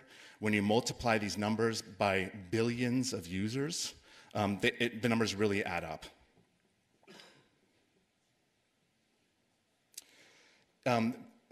once we have transparency about how much energy our software is consuming, as developers, we can make choices about how we engineer our software so that we can drive down that energy consumption. And as users, you can think about which software you want to use to do what you need to do. Once you know that it consumes more energy, you might choose then to use a different application. This is again the same two word processors compared now over time running that standard usage scenario. On the y-axis, you have the power consumption, and on the x-axis, you have time. I'm going to focus on everything that happens after this blue line on the right side of the plot. This is the point when the text editor saves the document and then goes idle. And what you can see here is that the bottom text editor, in fact, does go idle and remains so, whereas the first text editor continues working. Now, we don't know exactly what it's doing here. Is it phoning home? Is it telemetry data, analytics? Can users opt out of this? Probably not. When users are asked if they would opt out of this kind of, assuming it's telemetry, these kinds of processes, in a report for the EU about smartphones regarding data mining and advertisements, 60% of the people polled said they would opt out. When you think of that at scale, when you opt out of third-party trackers, they estimate that would be about 370 to 950,000 EU citizens' power usage in 1 year. That's about the power usage of a city like Turin. Okay, so these small changes at scale really add up. You can get to city-level energy consumption reductions just by letting people opt out. Now getting to the main part of the talk here, the KDE Eco project. So KDE is an organization that's been around since 1996. It's always been about more than just technological advancement. It's also about social issues. In fact, the vision that KDE has is a world in which everyone has control over their digital life and enjoys, as mentioned earlier, enjoys software freedom and privacy. Transparency and user autonomy are a given in free and open source software. In many cases, we take this for granted. And in 2020, the Blue Angel eco-label, which is the official eco-label of the German government and the oldest eco-label in the world, recognized these values as being crucial for digital sustainability. And that is the motivation for the KDE Eco initiative. The award criteria from the Blue Angel include three main areas: resource and energy efficiency, that is being transparent about the energy consumption when using a computer program in a standard way; potential hardware operating life, that is making sure that you're compliant with running on hardware that's at least 5 years old. That's not very long. It's only 2017 from today. But this is to prevent software-driven hardware obsolescence, as well as user autonomy criteria. And this is where free software really shines. You don't have to be free software to get the Blue Angel Eco label, but if you are developing free software, you have an advantage. Because they recognize that uninstallability, modularity, that is only having what you need and what you want running, is more efficient and is thus more sustainable. Transparency, support for open standards, so that if you are using word processor 1 and you learn that it's consuming 4 times the energy, you're able to switch. You're not locked in to a certain computer program. Offline capability and freedom from advertising, so that users can decide how much energy the software they're using consumes. This has been the motivation for the 2 projects, KDE Eco FEEP, the Free and Open Source Energy Efficiency Project, and Blauer Engel für FOSS, the BE for FOSS project, which I'm the community manager for. I'm going to go quickly over some of the achievements and impacts, and then go to what we want to do. Achievement 1, we've set up a lab to start measuring free and open source software. The basic setup, you have a system under test. which is a dedicated machine for measuring the software connected to an external power meter. The data from that is then collected onto a third computer and then analyzed. In order to test your software, you have to develop a standard usage scenario. To do that, you need scripting tools. KDE has been working on a robust scripting tool. A tool that was used previously, Acciona, had the problem that it was pixel-based. So if you went from one computer to another and had a different resolution or monitor, it would then click in the wrong places. Now, we are working on a tool called KDE EcoTester, which is using xdotool to then, from the command line, run the usage scenario scripts, but with a click and point interface to make it easy to then do the scripting. And the proudest achievement so far is the eco-certification of Ocular. Ocular is KDE's PDF and document reader. And we are proud to say we are the first ever eco-certified computer program in the Global Eco-Labeling Network, which is a network of about 30 eco-labels representing over 50 countries.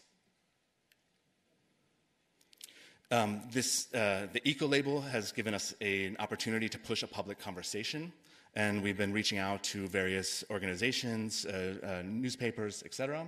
We've had articles in familiar free and open source software websites, but also, and I'm very proud of this, TOTS, which is a journalist collective in Germany, Reset, which is a sustainability project, Deutschlandfunk Nova, Transform, which is a print publication dealing with social issues, have all shown interest in this project, allowing us to reach a broader public.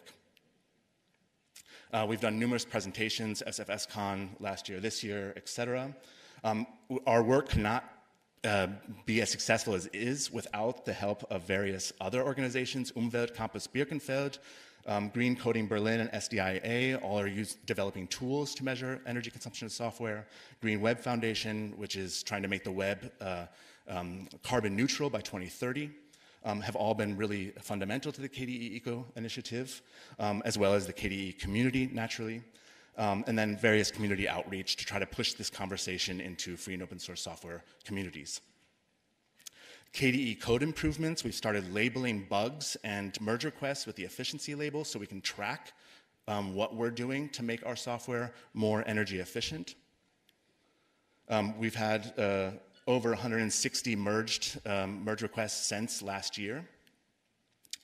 Social media, just very quickly because of time, there's been a lot of interest in Reddit. The red dots represent the eco posts from our promo team. Facebook less so.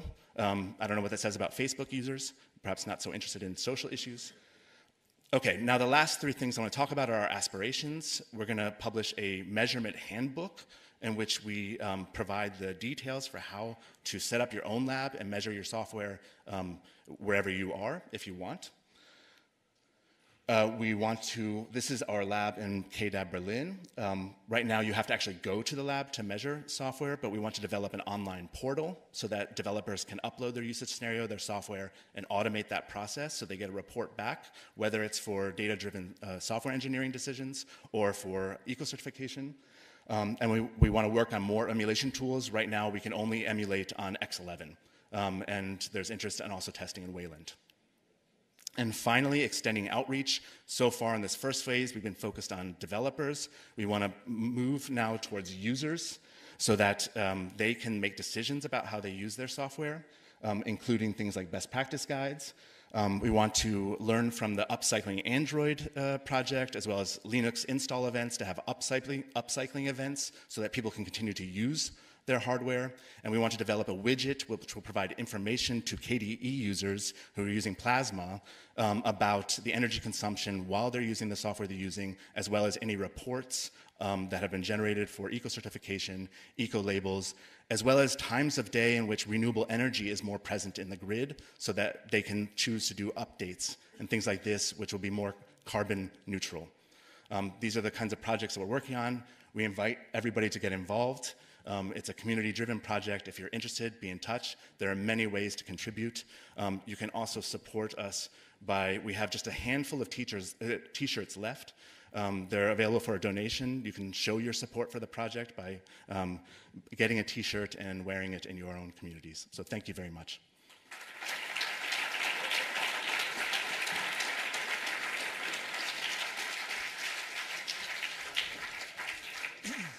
Thank you, Joseph, for reporting about this very important project. It's a collaboration between many free software communities, as you said, to reduce energy consumption of technology. I think it's a very important topic. Thank you very much. Thank you. Our next speaker is Lucas Lazotta from Free Software Foundation Europe, and he will talk about device neutrality. So, welcome, Lucas. The floor is yours. Okay. Thank you very much. Yes. Right. Hello, everybody. Welcome. My name is Lucas Lazotta, and I'm Senior Project Manager at the Free Software Foundation Europe. And today, we will talk about device neutrality. But before, I would like to thank you very much, FSCon, for having me here for the third time. As Simon, I'm building my career here in FSCon, and I'm very happy because this is the largest audience that I have been so far. So thank you very much already for your attention here. For those who are visually impaired, perhaps, here my short bio description. I'm a male, I'm bald, I have a beard, and I'm wearing a blazer. So I'm and we are in a seminar room crowded with people. This is very nice. So what is device neutrality and why this is important for things? Why this is important for keeping the internet open? So perhaps we needed to think about our relationship with our devices. And I would like to propose a question. Are we losing control over devices? And how device neutrality can help us? And I would like also to share that it's just not an idea, but we have make sure that this idea of device neutrality is becoming a reality. Right. So what we see here, I'm already seeing a lot of people open your laptops. We are using our smartphone. But I would like to propose a question here. Are we losing control over our devices? Are you free to install, for example, the software that you want in your device? I'm already seeing some people nodding their heads, and I would like to agree with that. If we start seeing some data here, what we are seeing that when we are checking the digital markets, we see that the mobile operating system market is a little bit concentrated, if you can see that more than 64% of the market in the last decade has been concentrated in the hand of just two companies. Google and Apple. Android, the vast majority, of course. And I am sorry to say that both of them currently in this year, they are proprietary. And it means it's very hard, for exerts what Simon was telling about the freedoms of software. And we heard today about digital sovereignty as well. And, when we are having the most used operating systems that are not open, so perhaps we need to start thinking about, self-sovereignty, autonomy, and these kind of things. If we check here, the most popular browsers in 2012, 10 years ago, actually, it was a little bit more diverse, but in 2022, we see a vast majority of the entire world being dominated by Google Chrome. So, let's think about this.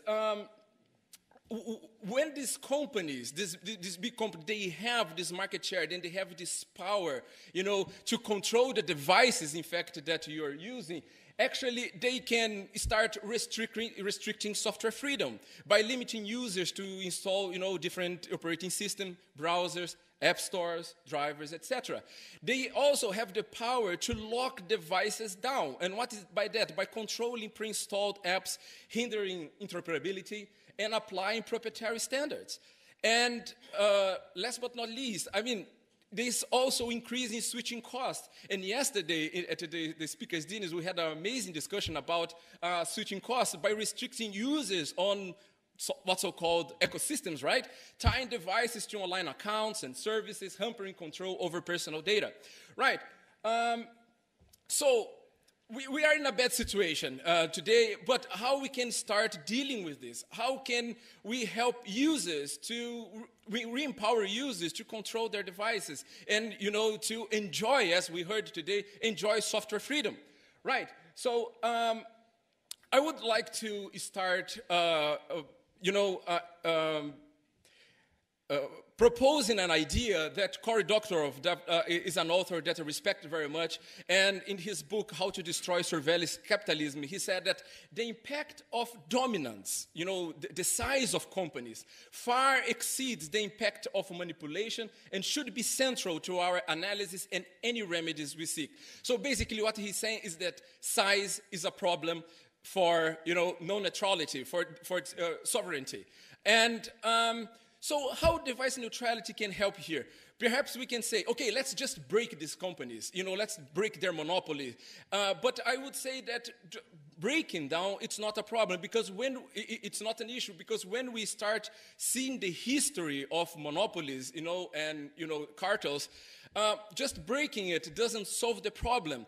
And we need to think about the philosophical and the ethical, you know, principles that the entire free software concept is. So we need, my proposal here is to use the concept of device neutrality to open their infrastructure, not to destroy it and to break it, but to open it. And by how to do this? So device neutrality means the prevention of discrimination of services and apps by platforms and hardware providers, so gatekeepers. And the main objective here is to resolve the monopoly on devices by safeguarding users with alternatives to use software, services, and content with their own devices, okay? And free software and open standards are key to achieve this. Let's take a look. So at FSFE, we have come up, you know, after already some regulators in Europe already been studying the concept of device neutrality. And we think that our concept, our understanding of device neutrality is when we have software freedom, when we have no vendor lock-in, and when we have end user of control of data, we have device neutrality and the capacity to re-empower users to control their own devices. Right, so what do we mean by software freedom in this context? Basically, users should have the ability to install, uninstall any software, including operating system and app store on their devices. So third-party software should also have the same access privilege as pre-installed one. Okay, so this is, well, natural and perhaps even logical for, you know, free software communities, but this is far from reality when we are dealing with the industry.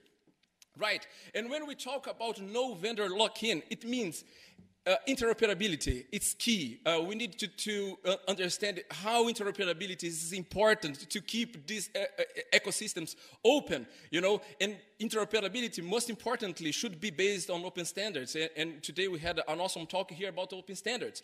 So specifications for API and functionalities should be available for third-party apps in order to break this lock-in. And devices should not be bundled with app stores and online accounts. Right, and last but not least, we need also to not talk but about software, but we need also to start a discussion on data, you know, and end users should easily transfer personal data from apps, operating system, and devices, you know, in order to put down the switching costs that we are talking as one of the source of gatekeep power, you know, and data interoperability should be based on open standards and is also key to lower these switching costs that we're talking about. Right, and perhaps you might think, oh, but this is too, you know, idealistic. Perhaps this is far from the reality that we are in. And I would like also to finalize my talk in a very good mood to show that device neutrality is already become a reality in Europe. In FSFE, we have been working for more than 20 years with different activities dedicated to devices in order to re-empower users to have control over their devices where they can run free software, you know, and be safe from lock-in. But I would like just to point out our last involvement in legislative process in Europe with the Digital Markets Act, with a lot of rules concerning device neutrality were passed in European level. So, yeah, this is for us was a big win. But the Digital Markets Act, it dedicated only for, very large platforms. But we think device neutrality is a must also, not for the very large, but also for, the entire industry. We have Upcycling Android that we were going to have a workshop here. And we have the router freedom activity. And with this activity, I would like also to point out that when we are talking about open internet, perhaps we need to start and open and devices. We need to start thinking the devices that we use to connect to the internet, right? And I'm very happy to say that we have been working to liberalize and to make your routers free. And I would like to ask a question here. Who here in the audience used your own router? Yeah. Okay, Patrick, this is really cool because this, congratulations to all of you. But this is only possible because in Italy, we have achieved router freedom, okay? And if you follow this QR code, it will lead to this monitoring map that we have been doing in order to follow the developments in the whole Europe. And as you can see that there, unfortunately, not in the entire Europe, we have a router freedom. And it's not possible to talk about device neutrality and open internet, even if our devices that we use to connect to the internet, for example, our router, we cannot run free software on it, okay? So there's a lot of room of improvement. And we are making a survey. And if you are not from Italy, if you are for other countries in European Union, please check this link and provide your very valuable opinion on router freedom. And because this is a very important step for device neutrality. With that, I would like to thank you for your attention and to help us to make device neutrality a reality in Europe. Thank you very much.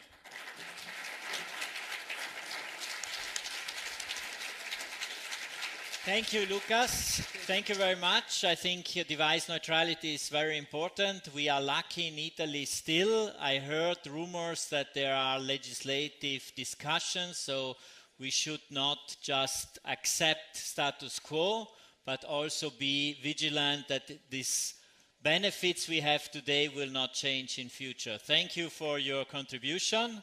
And now we are coming to the wonderful part where the Linux user group of Bolzano will award a person from South Tyrol, or it hasn't to be a person from South Tyrol, someone who contributed to free software for the diffusion of free software in South Tyrol. I have the president of the Linux user group, Bolzano, here, who will tell us who the winner of the SFS award will be this year. Welcome, Marco. The stage is yours. Thank you, Patrick. Do you need something from me, or?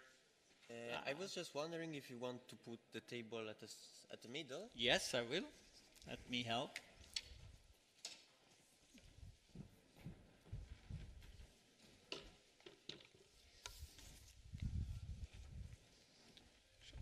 You will bring it there, or yeah. Should I put? Okay. I'll bring that there. You tell us when you need the video or something. This is your microphone. Okay.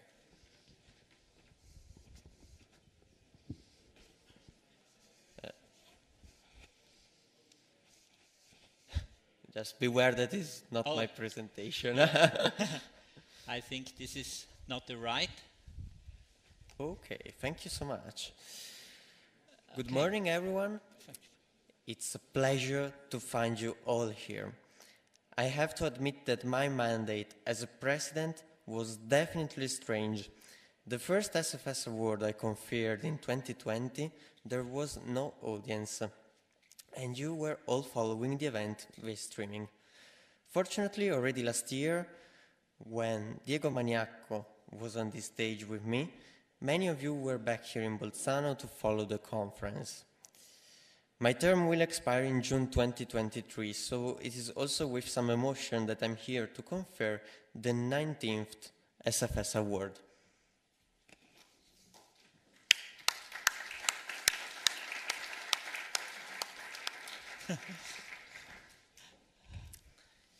However, I am extremely proud that before I leave, we were able to nominate a winner who does not have a few characteristics that last year's winner had in common, such as being male, a LUGBIZ member, not yet at least, and who focused primarily on software development.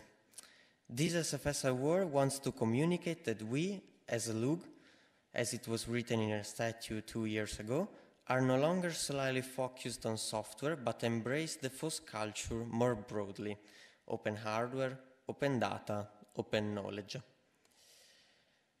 This year's SFS Award winner is neither from a private company nor public administration, but rather works in academia. Her field of study is human-machine interaction via cyber-physical devices, which has often led her into schools where she had been involved in both the experimentation of new technologies and the training of teachers themselves. With them, she promotes the basic concepts of computer science as a transversal discipline, and does so through physical computation with open languages and open hardware. She always finds ways to force, obviously in a positive way, users to be conscious users of technology, understanding the general principles, mechanism, and logic behind digital technologies, and not just their exclusive consumption. At university, on the other hand, her courses aim to unleash the creative and design side of students. Among the tools she makes available to them, there are always open hardware as a basis, open source as programming languages and libraries, open data for everything that can be subject of system integration. In order to encourage this kind of interest outside the academic sphere as well, she helped opening the BITS, the Fab Lab at University of Pozzo in Bolzano, and worked to make it accessible to the public, especially to teachers and schools. By now, many of you will have realized that the winner of this year's SFS Award is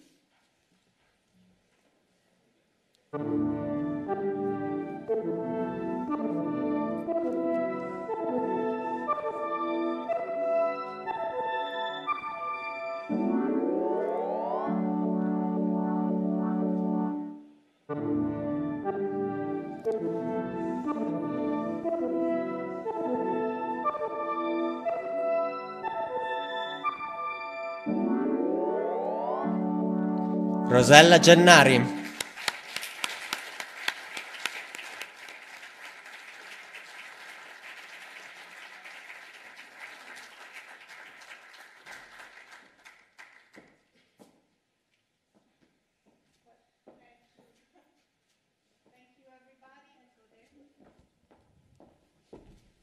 I will be very brief. I wish to thank Marco for the very nice words, and also for encompassing in a different manner what it means to cooperate, which is something I'm very keen on at the level, and making it transversal, not only across disciplines, but across educational institutions.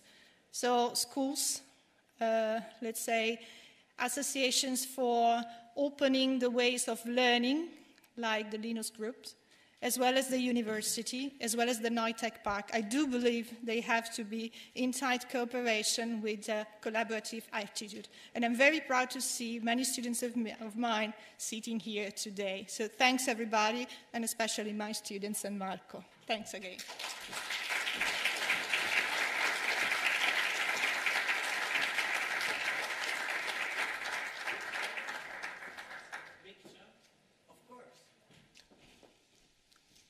And maybe, yeah, let's have some pictures.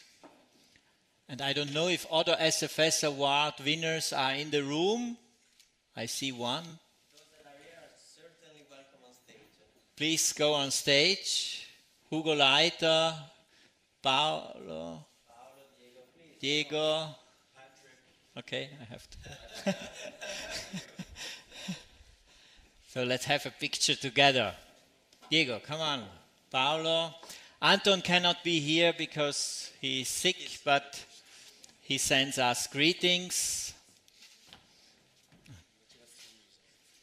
Congratulations.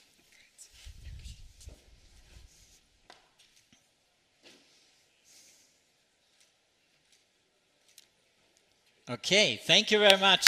Thank you. Congratulations.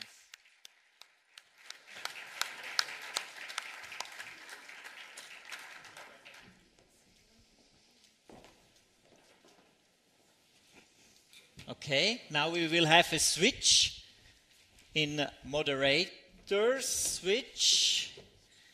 So Luisa will take over moderation. I will go to prepare for the hackathon, which will start not now, but we will start up the hackathon, which will last 24 hours. It will start at noon. I don't know if there are still some free slots. Look online. And yes, I ask Luisa to come on stage.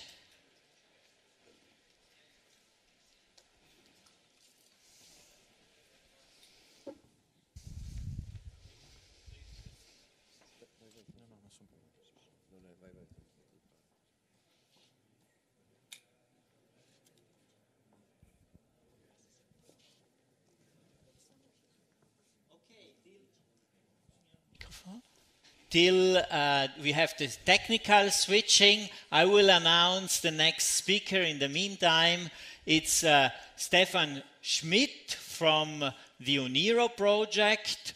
It was on our schedule. We had also Davide Ricci from Huawei, which has presented UNIRO in the last years. He couldn't join at the end, and we have this very strict policy that the speakers have to be on stage. We don't allow remote main speakers, and Stefan is able to deliver the talk here from stage. Oh, I see you now. Welcome, Stefan, and the floor is yours for Eddie.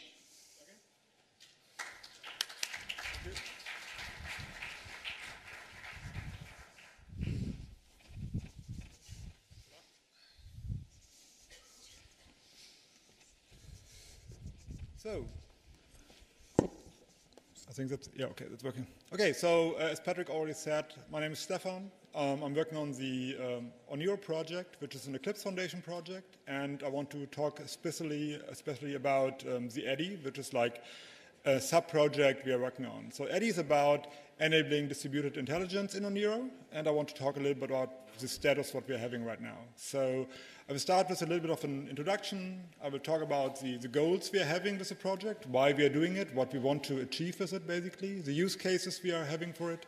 And then I dive a little bit into the current implementation we are having. We're having it for Linux as well as Zephyr. And I will finish up with a roadmap, what we are planning on to do next year.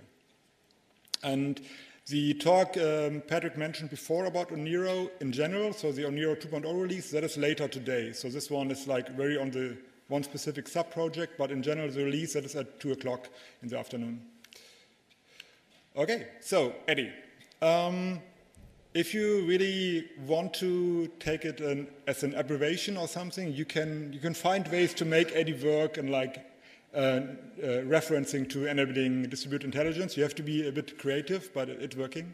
So I mentioned before, it's an Eclipse Foundation project, and we have an UNIRO working group in there. So the UNIRO working group has, I think, 9 members currently. Neutech Park is, for example, one of them, but also like Huawei, my employees, and SECO, Synesthesia, and more.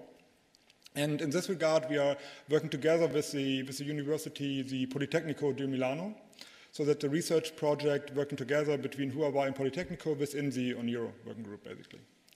The idea is here to define or to write and implement a middleware with different layers, so that's very general terms of like for software development, it's based to be on an Apache 2 license, so we really embrace all the open source licensing here.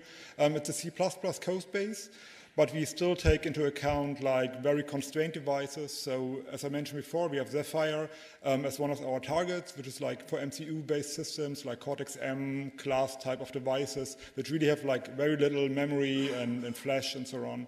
So we need to take that into account when developing with C++, but that's something we can do. The implementations we're having is running on Linux and Zephyr right now, and one word of warning, this is very much work in progress. That is not a final finished product or any product or project I'm presenting here. This is really something we are working together with researchers, with two professors from Polyme, trying to understand what we can do in this space, what we can improve, and this is just more like a status update what we are having.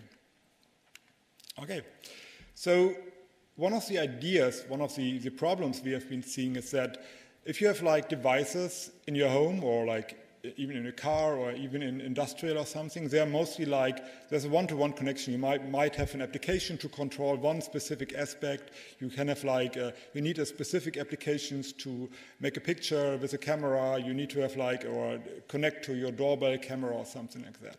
And our idea was more like, we want to see like a unified pool of resources. So we want to make sure that all the resources that are available within your network, within your home, or even in a virtual network, if you combine that from mobile and so on, you want to have like a unified view on all of them and not only accessing devices what you're having. So that also should work cross operating systems. So it's, as I said, we are starting with Linux and Zephyr here. And we need to make sure that these are working well and can really like transfer between the operating system boundaries, basically. And also one thing we want to take into account is, or we want to be aware of, is that this is not for general purpose resources like CPU or memory right now. That is something we have on the agenda, we are talking about with the professors, but that's nothing we implement right now because all the technical aspects about scheduling and making sure that everything runs smoothly, and the latency that encompasses if you go into network communication, that is really something we not tackling right now. And on top of these virtual resources that are available, this unified pool of resources, we want to have like an intelligent orchestration of all of them. That is where the interesting part really starts.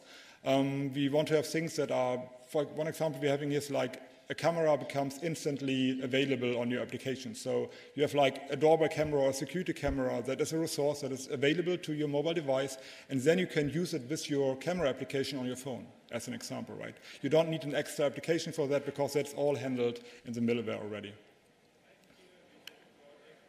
So one use case that is targeting on that is that, for example, you start a video call on your commute back home. You start on a mobile, then you switch into your car, then you have the dashboard camera or whatever. You're going from there, all the audio switches over, all transparently without any interaction with you. And then you're moving back from your car, going to your house. Again, it switches back to the mobile, and then it might end up in the kitchen TV or on a tablet or in the living room or something like that. All these things can work as long as the middleware has an understanding of what's going on. But it's really complex to orchestrate all these kind of things. I mean, you have a plethora of available resources already in your home, but making sure that you're picking the right choices and making sure that it's very convenient for the user to actually use it, that's very different. And that's one of the research topics we are looking in right now. So if you look at the implementation, the architecture is quite simple, I would say. So it's, you have like services that are offering different APIs to different other layers. These are forming what we call local agent that is sitting on every device which is handling all the communication within the distributed network. And these are forming the virtual devices or super devices out of these local agents. So this is not very, very complex or anything.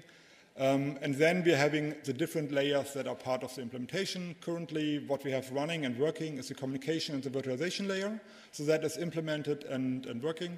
And what we are looking in right now is the intelligent coordination layer forming with the local agent and going forward with that. So that is the current research topic. The communication layer, what we have there, we compared different protocols that are available on the market, especially within view on constrained devices. So we compared MQTT, Xeno, and CoAP. We ended up going with Co-op because they also offer us a flexibility of having like built-in device registry where we can register devices and resources that can be then used on the virtualization layer to actually distribute this knowledge and then query for it and find out what devices are available and use them. This is based on libcoop on Linux and the Co-op implementation on Zephyr. We're running both on IP version 4 and version 6. We're also having it run on low-power wireless communication, which is very much needed if you go for like a sensor use case, if you're like a Windows sensor or something. You want to make sure that this one can run on a very, very small battery for like a year or something, and it's not the same power budget you would have like on your mobile phone or something like that. So that's really where also like wireless becomes important, and this is something where Wi-Fi, for example, can't really work. So as I mentioned, the virtualization layer is already based on the resource directory. That is something we are getting from Co-op already.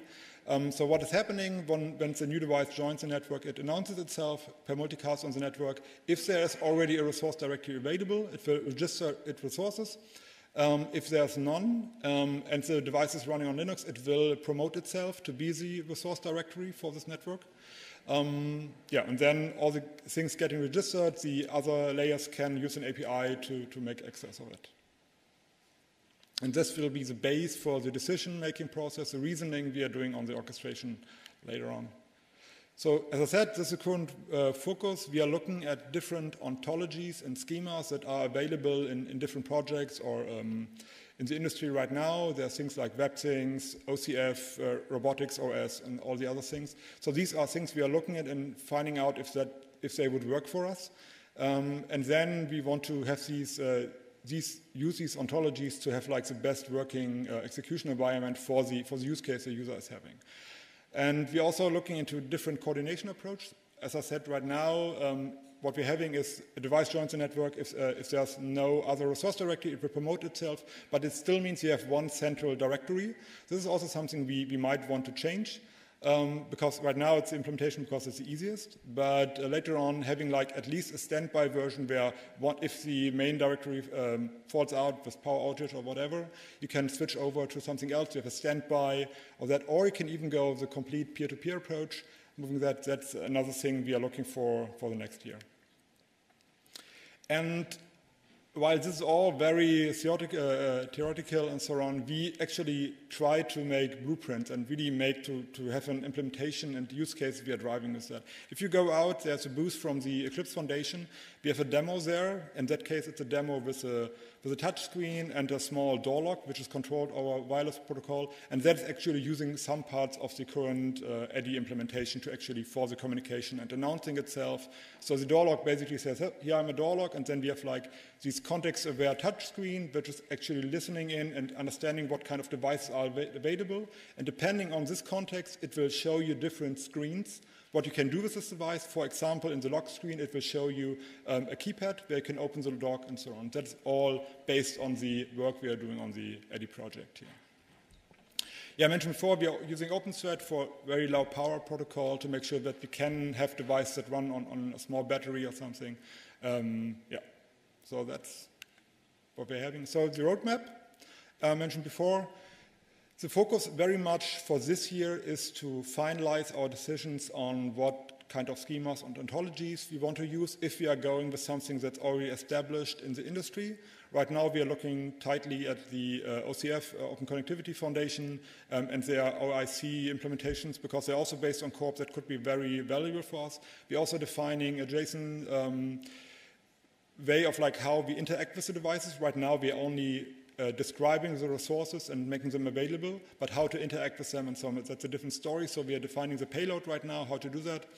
And then starting from next year onwards, the focus is really much on orchestrating all of that, like finding out what the best reasoning techniques would be to really fulfill the needs from the user just based on the device. Right now we're getting all the building blocks in place, but the real interesting part only starts next year when we really make use of that. And then obviously we also want to explore a bit more what kind of different coordination approaches we are going to have here. And with that, I would like to thank you. Again, there's the demo outside where you can go at the booth. there's at least a colleague of mine or a few colleagues of mine that can help you. I will be there as well from time to time. And I have like 2 minutes for questions. Don't be shy.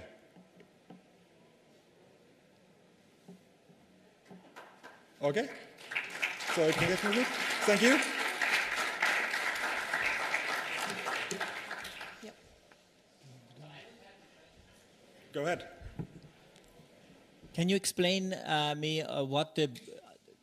So outside you show a demo, that means you show a blueprint, and what does this demo do?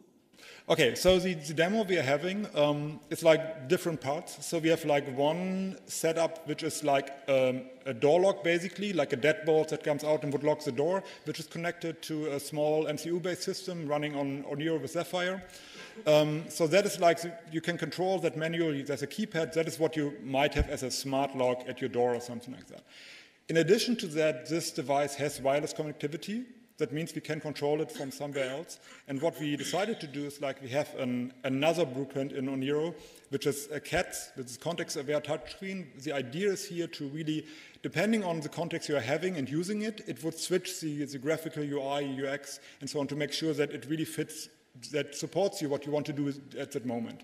And what we see there is over the wireless protocol, the door lock announces itself, says, I'm here, I'm a door lock, so you can control me, like in this matter, and then CAT finds that, looks for the resources, and based on this decision, it shows you a screen to actually enter the keypad and so on to open the door lock. So you can do it like on the physical side, but also wirelessly based on the door lock.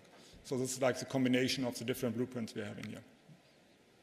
Okay, so the idea, if I got it right, is that through Oniro, all these devices communicate directly to each other without using there's no cloud or anything involved. That's all local communication. So I mean that's part of the. I mean that's not part of EDI, but that's in general for the Oniro project for privacy concerns and everything. There is always options if a hardware vendor wants to add cloud capability, that's fine. But what we design and what we develop, especially in the connectivity field, is real local communication. So it's like really focused on that you have like all the intelligence there. Also, all the EDI stuff will be based on local decisions. You're not sending any data to the cloud and then getting it crunched there and make the decision back or something. That's all local. And how do they communicate to each other? That's using, so for the wireless communication, they're using OpenThread, and on top of that, CoAP as a protocol. And CoAP is basically defining the resources and everything. And then on top of that, we have like the actions we want to do, like open the door lock or like enter the pin or something like that. That is defined in a JSON payload, basically. Okay. Are there others who have questions? No more questions. Thank you very much. Yeah, thank you. Thanks for having me.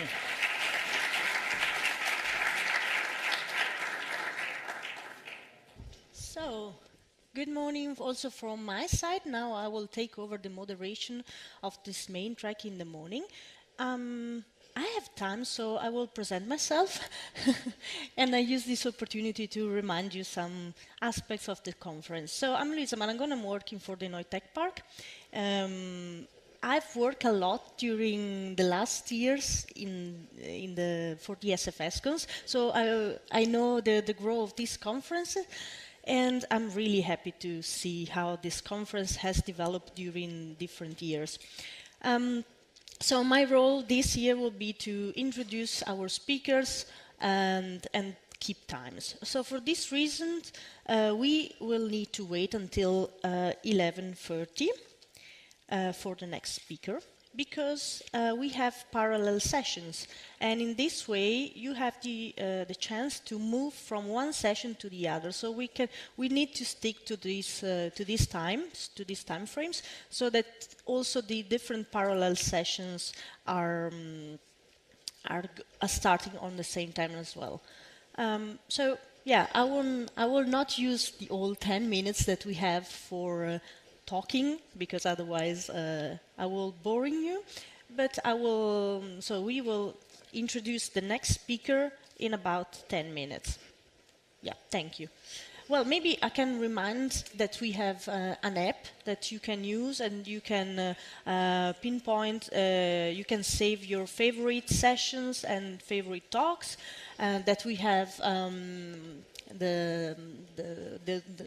that we have the coffee and the lunch break.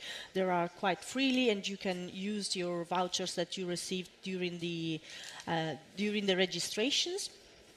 And maybe I forgot something? Patrick. I have a question. Do we hear a gong when it starts? Will there be a gong? Yes? Yes. So when we will start in again, we will meet again in 11:35, so that I will have a little bit more time to welcome you back in the room, and we will have a gong so that you know that we are starting again. Okay, thank you.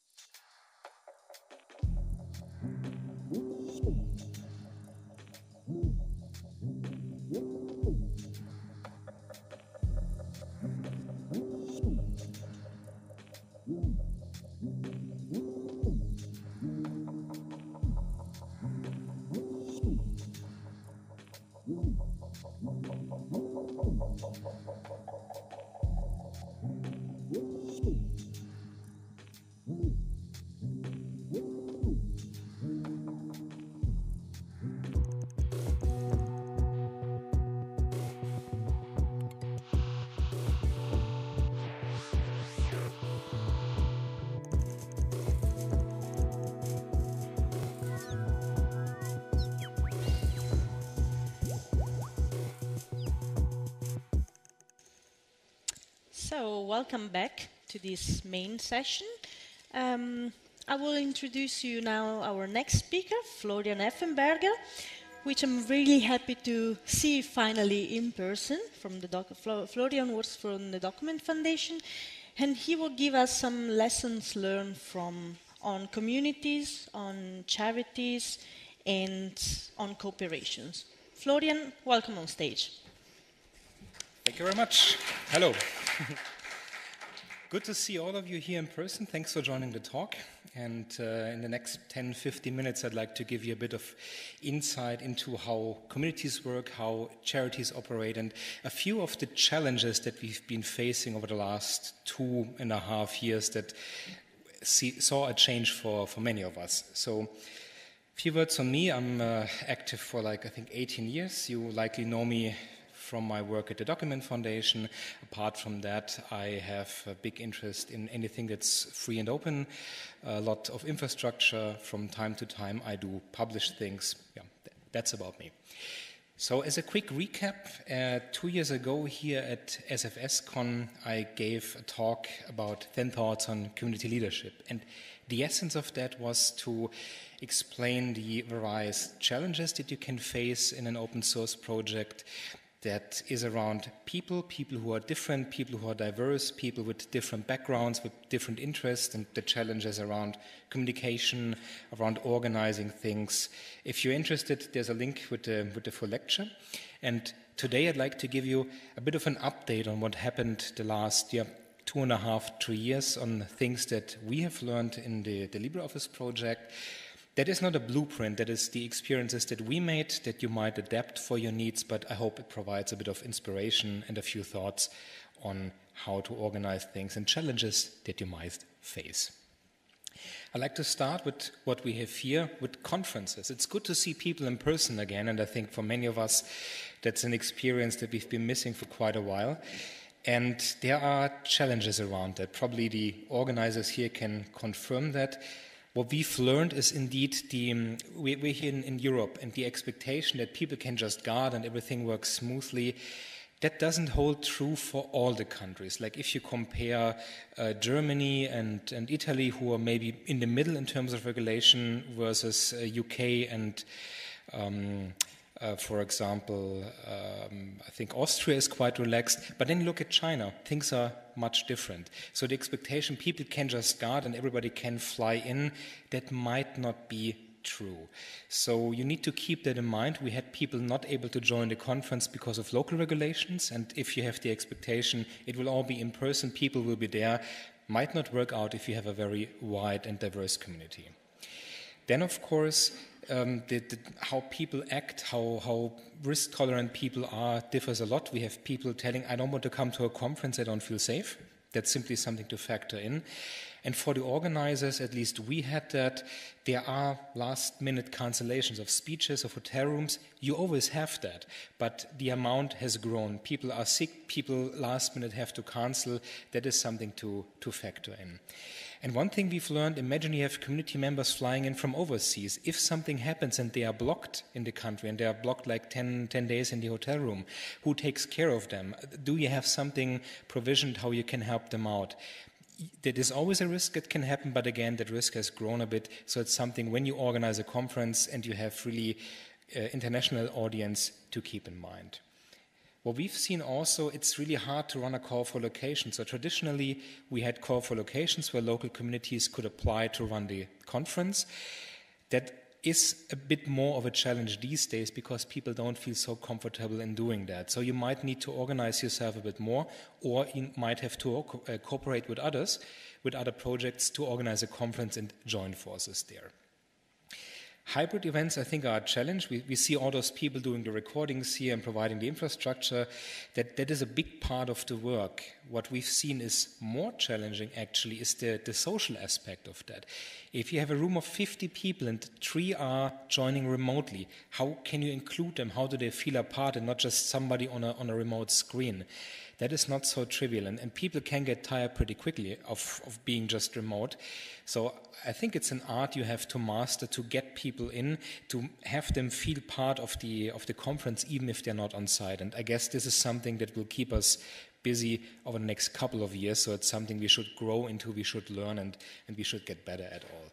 And of course, time zones, if you're all at the same venue, then it's easy. If people are remotely, like in Australia, I don't know, I think at the moment it's hard for them to join. So this is something to keep in mind as well. It's one of the lessons that we have learned is that organizing conferences is really worthwhile. Seeing people in person is really worthwhile.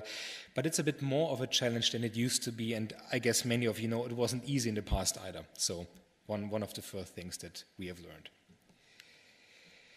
Then in terms of contributors or contributions, also the current situation in the world affects that a lot, of course. So we have this political situation, we have the economic situation, none of that is easy. In terms of conferences, we've learned it can mean people don't get a visa. When in the past you could easily get a visa, it gets more complicated. Something to keep in mind, people might want to attend, but people might not be allowed to attend. This is something inside Europe we're not used to. We just travel, we take a train, a car, or the airplane, and we go somewhere. For international conferences, it might be more of a challenge these days. Then looking in terms of contributions, in terms of people spending their time, let's face it, what we do is an important task, but at the moment the world has a lot of problems people want to solve, so we are, so to speak, in competition with many other organizations without a technological background. Like people supporting refugees is a very big topic at the moment, and we are in competition, and people spend time there. So I think we must be creative to explain why people should contribute in a FLOSS project instead of doing something else that is likewise or maybe even more important in the current situation. So we might see a break in contributions because people spend their time on other important things, or other important challenges the world faces at the moment. At the same time, the financials, and I think this is something companies see as well, we have the inflation, we have the horrible economic situation taking place, so donations or sales might go down. At the same time, the own costs, they grow, because you run servers, you might have seen the price increase in electricity. This is something that you will face. And this is something in the long run that we need to somehow balance out. In terms of getting people to events, we always did a travel refund after the fact, so people were booking their flights, they got refunded. Also, that becomes more of a problem. Comparing with pre-pandemic times, flights get horribly expensive, especially when it's overseas. So we have many more community members saying, look, I'd like to join, I can't afford the upfront payment. So we see the challenge that we as a foundation have to pay in advance, have to book for them because they can't even afford to bankroll for one single day. That is something that is new, something that we have to adapt to, and it has a lot of administrative things that you need to factor in, but it's a challenge to face. And of course, just as a reminder, always reward contributions. Even more now when people spend their time or spend their money, spend their energy in your project, when there are challenges in the world, when there are other exciting things to do or other important things to do, if somebody decides to spend a bit of their lifetime with your project, then reward it. There are many options that you can do. These days, inviting people in person to a conference can be seen as a great reward, but there are many other options. But do that, focus on that, keep that in mind. It's really important to show the gratitude, to show the appreciation to people who spend their time. I think that's a very important thing to do. Tooling. Tooling comes just in time. Last week we heard Elon Musk buys Twitter, we all go to Mastodon. It was a great advertisement for free platforms. And I think the key is to make good use of all the tools that you have. We have those centralized proprietary platforms that have a lot of users, that have a big infrastructure behind, like Twitter, Telegram, YouTube. And then we have the open and free and federated tools that might have less users, that is Mastodon, Element, PeerTube, just to name 3. And I think it's a mistake to say we are a FLOSS project, we just focus on the free and open platforms. Because if you want to reach out to new people, people who are not in your bubble yet, you need to be on the platform those people use. And that is Twitter, Telegram, YouTube, Facebook, and whatnot, whether you like it or not. But if you want to share your message there, if you spread the word, you should be active there as well. So I think the key is to combine the platforms, make the best use out of all that. And for example, what we've learned for conferences, YouTube is a great tool that you can use. So for our conference, we had a PeerTube instance, we had streaming on the website, and we had YouTube. YouTube had 2 big advantages. They have this automated closed captions. That is not always perfect, but if you have an international audience, having that automated, not somebody doing it manually after the fact, that is quite helpful, and it can be even auto-localized. So we used that. Plus, even if we had really a beefy machine and good connectivity, the main challenge was that if you have people from geographically distant locations connected, it's really hard to have a platform that will serve all the needs, like people from South America, people from Europe, people from Asia, all connecting to the same box with a live stream. That is quite a challenge. And for us, having YouTube as a fallback with their big infrastructure, that was just a tool people could use to participate. So make good use of the tools that you have at hand. They provide some good value. And then one thing to keep in mind, I love email, absolutely, and many people love IRC, but the younger generation is not into that anymore. Email is a media they are not really into. So find ways to reach out to them, and the hint is you can bridge things. You can actually bridge various clients towards each other, so you have one flow of information, but spread on multiple platforms. This is one of the lessons that we have learned that we begin to use a lot, and that shows some good impact, because you don't have to be present with 50 different clients on all of those platforms, but you send a message out once and it's all bridged nicely together, so you reach all the audience, and in the end it doesn't matter if somebody is on Telegram or Element or IRC or whatever. That's something that we have learned, and that's good advice that I'd like to share with all of you. Translations are really key. The expectation that people are all native English speakers or have English as a second language, that is a brave statement. That is maybe true for many countries, but for many others it isn't. So you exclude a good lot of people if you just have English. So especially in online meetings that are live, where people discuss live, it can be really a challenge. Translators are one good idea to solve the problem, but of course it doesn't scale so well. If you have 20 different languages, it's a problem. Translators can work twofold. One is to enable local communities participate in international meetings, but also the other way around. For example, at LibreOffice, we have a Japanese community meeting, we have a South America community meeting, we have a French meeting. I don't speak any of these languages, but I'd like to understand what they are up to, what they are doing. I'd like to be present. And if you have people who can translate, they also enable you, who are not a native speaker of those languages, to participate in those meetings. And a little hint, you can't have 20 localizers, but if everybody who makes a statement summarizes that quickly in the nice chat feature, for example, you have in Jitsi, people can copy-paste that to their translation tools and somehow get the flow of the discussion. That's a little effort by everyone to take, but it has a great impact. You can archive recordings so people can watch it later if they're not really good in listening live. Give time to localize things, have surveys in other languages. If you have community surveys always in English, you will always have the same target audience replying. But if you localize it to Japanese, to French, you might get more feedback, and you might be surprised by the kind of feedback you get. It's things that you really would like to hear, and before you couldn't. So that is something I would strongly recommend. Last thing, visuals. What we have learned, we have those nice videos about the software and the new features and all that, but we have a lot of internal tools. It starts, conferences begin again, travel refunds. What do I need to fill in where? How does that work?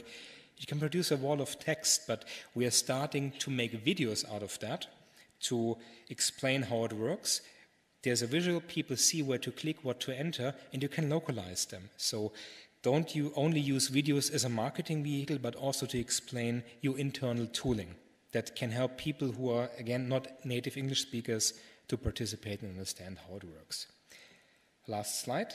Why is that? Why do we need to be so flexible? The image I like to use for an open source project is to compare it with an apartment. Apartment is a physical place. You have your infrastructure, you have electricity, you have water, you have heating, but that's it. And when people actually put soul into that, when people dispute, people discuss there, people live there, then it becomes a home. And at the same time, an open source project, it's a frame, it's a platform. But if there are people who actually bring their passion in, who discuss, who fight, who argue, who have good moments, who have bad moments, if you can include all of them, then you can actually fill it a bit more with life, and I think then you can create something really good. And then that's it. Thank you very much. That was a short overview on what has changed the last years. Thanks a lot. Thank you very much, Florian. I think that your inputs were very, very valuable also for different type of communities. So thank you very much. And now we'll go on with the next speaker, who is Oliver Fenn from Siemens. And he will give us a glimpse on how to implement an open source project in a company. And I'm really interested to see how this process works. Thank you. Welcome on stage. So, welcome. Before I start my talk, I want to... Sorry. I was too fast. Okay. This time I was too fast, and we need to wait 5 minutes. Do you have any questions for Florian in the meantime regarding community involvement? So I have a question for you, Florian. Okay.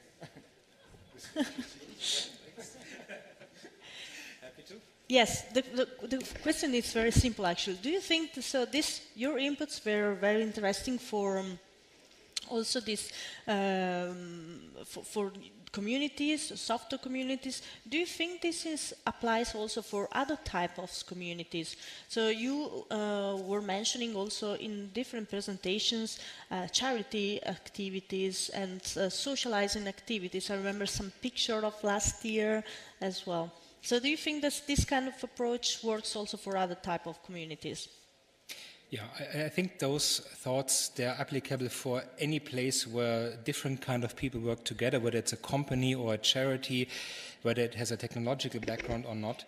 I think as soon as people interact, different people and from different countries with all those challenges, languages, time zones, different backgrounds, different ideas in mind, that can be applicable, yes.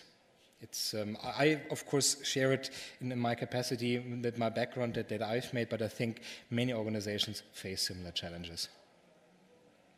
Thank you. Thank you very much.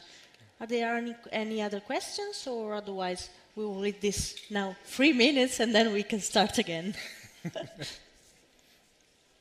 Thank you very much. Thanks. Thank you.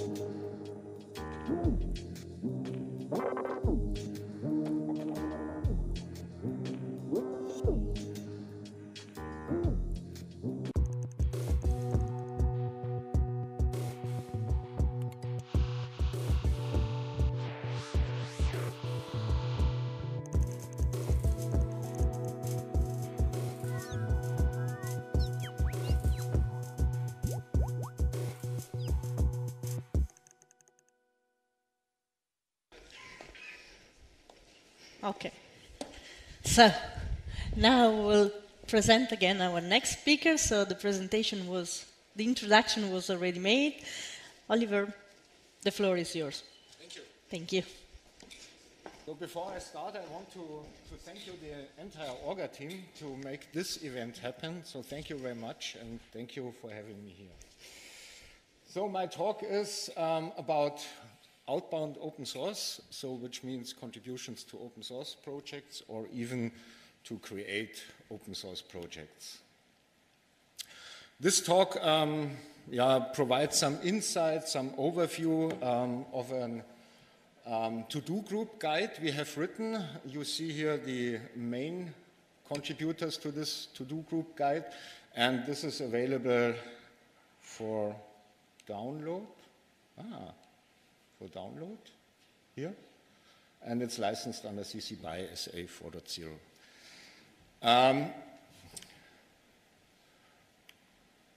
So I do not want to reiterate all the advantages and contributions to open source projects bring or have.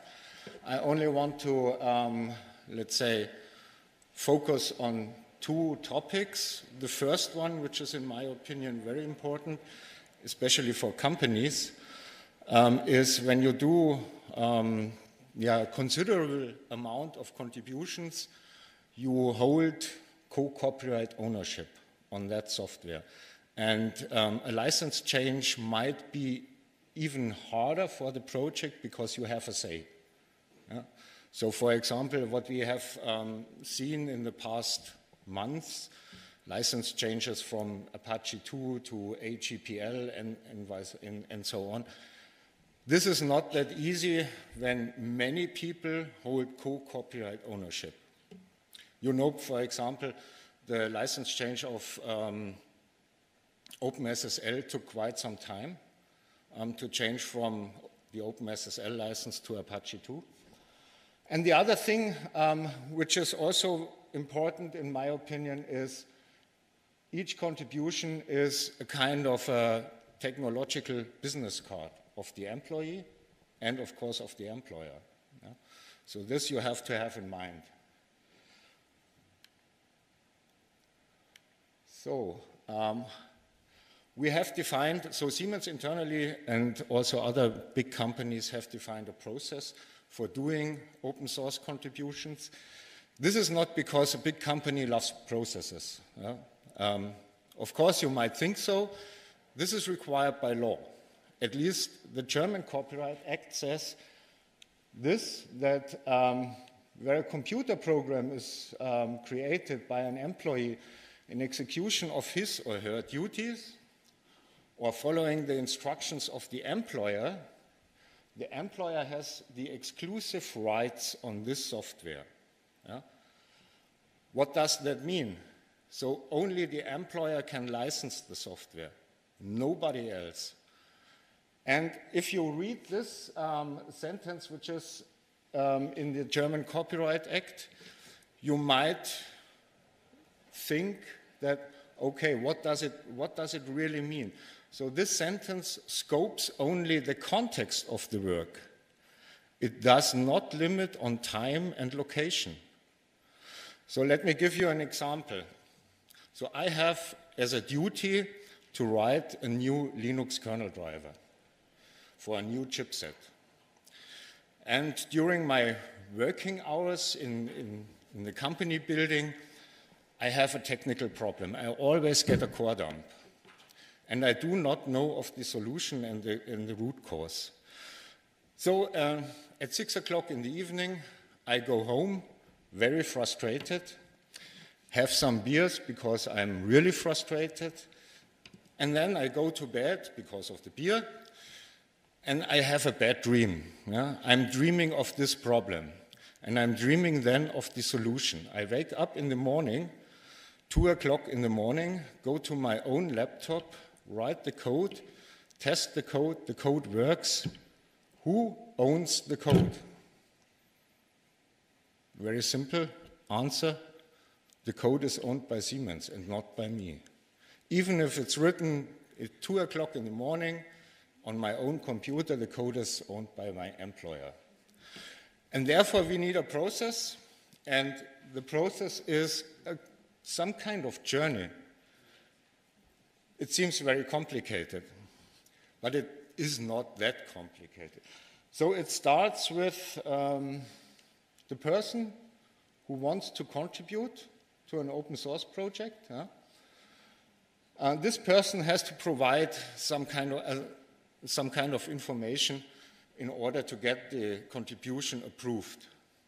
So he or she has to provide the license under which this contribution shall be licensed.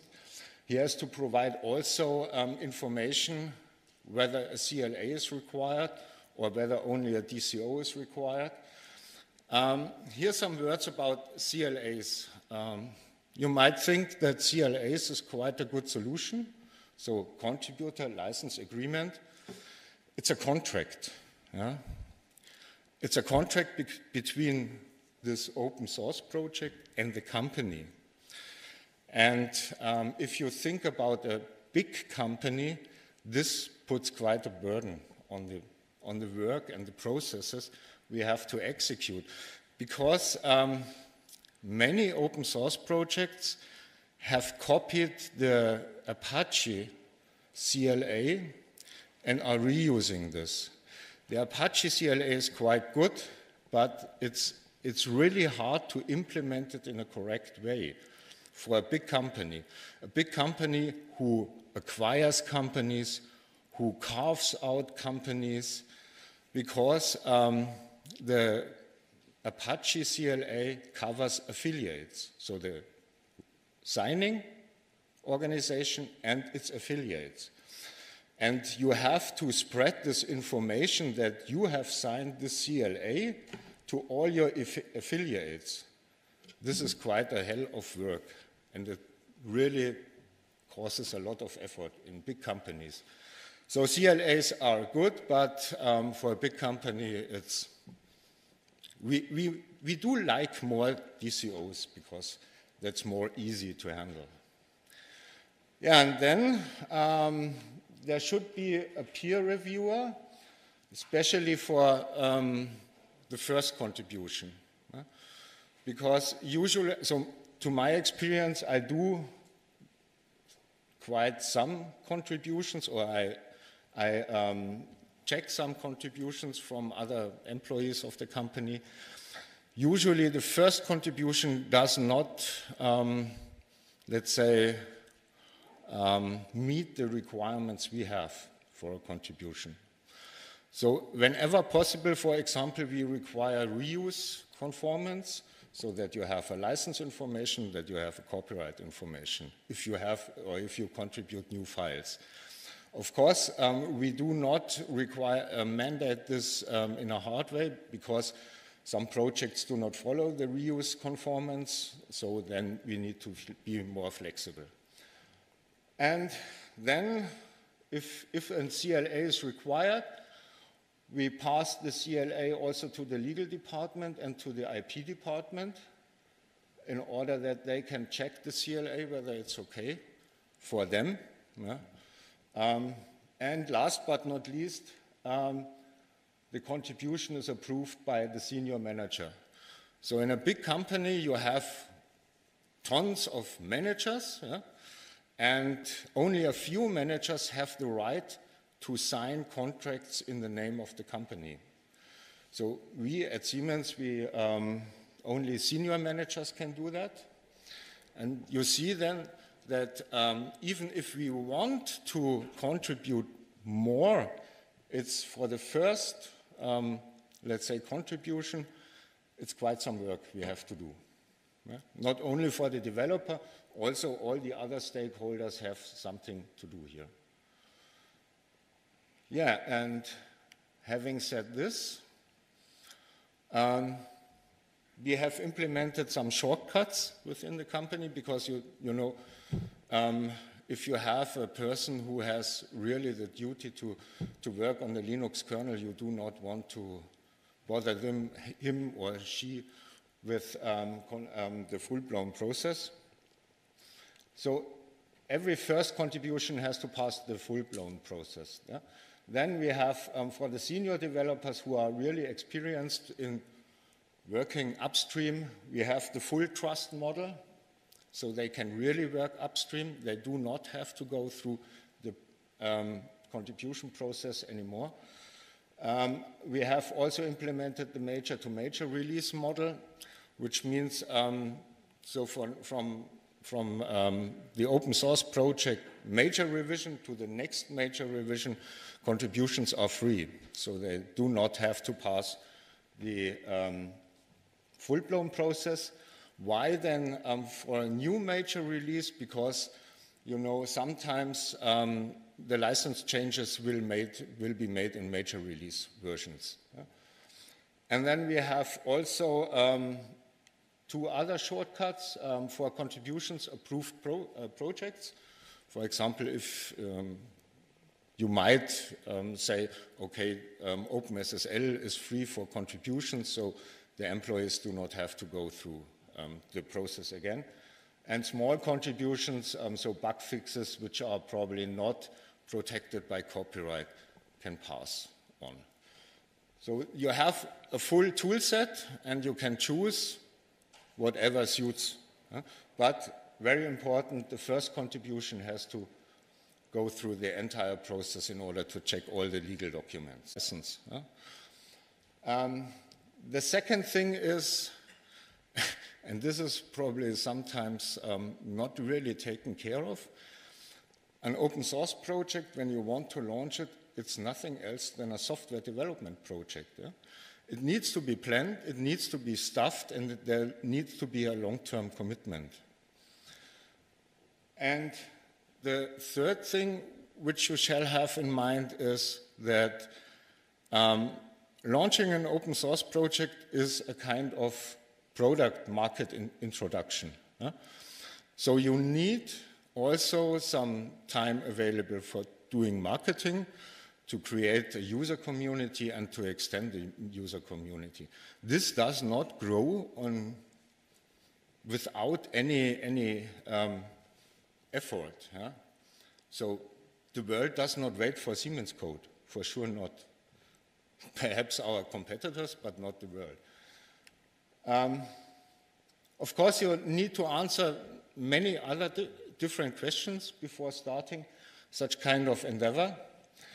And to our experience, it might be helpful if you are not quite sure whether this will really take off or not, to do a SWOT analysis. So to write down the weaknesses, the opportunities, the threats, and so on.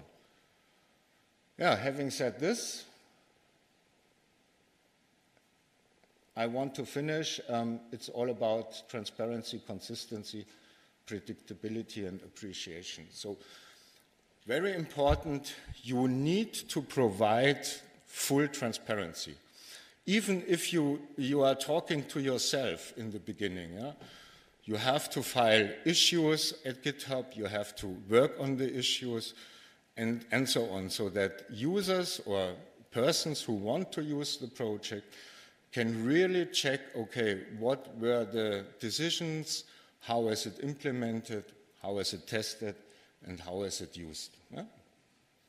Having said this, I want to thank you, and I'm open for questions. Yes, thank you very much. Any questions from the audience for Oliver? Yes, one question. The mic will come in to you. Thank you. So one question I'm having, looking at the shortcuts you implemented for the different developer types. So one thing, or the whole process and the whole flow basically, I was wondering a little bit about on your company side, there's not so much concern about the patents and so on, because I remember that the former employer I had, we started an open source group there and got everything going, and one of the biggest problems we actually had was more like patent analysis, that we are not giving out code or that we are not breaking anything. So license was something, but that's well understood at least, and was something even developers could work with, but patents was way more difficult to deal with at that point, because they always had this interaction with legal, and that was like taking ages to get anything out. Yeah. So the very first contribution also goes through the IP department. It's checked there.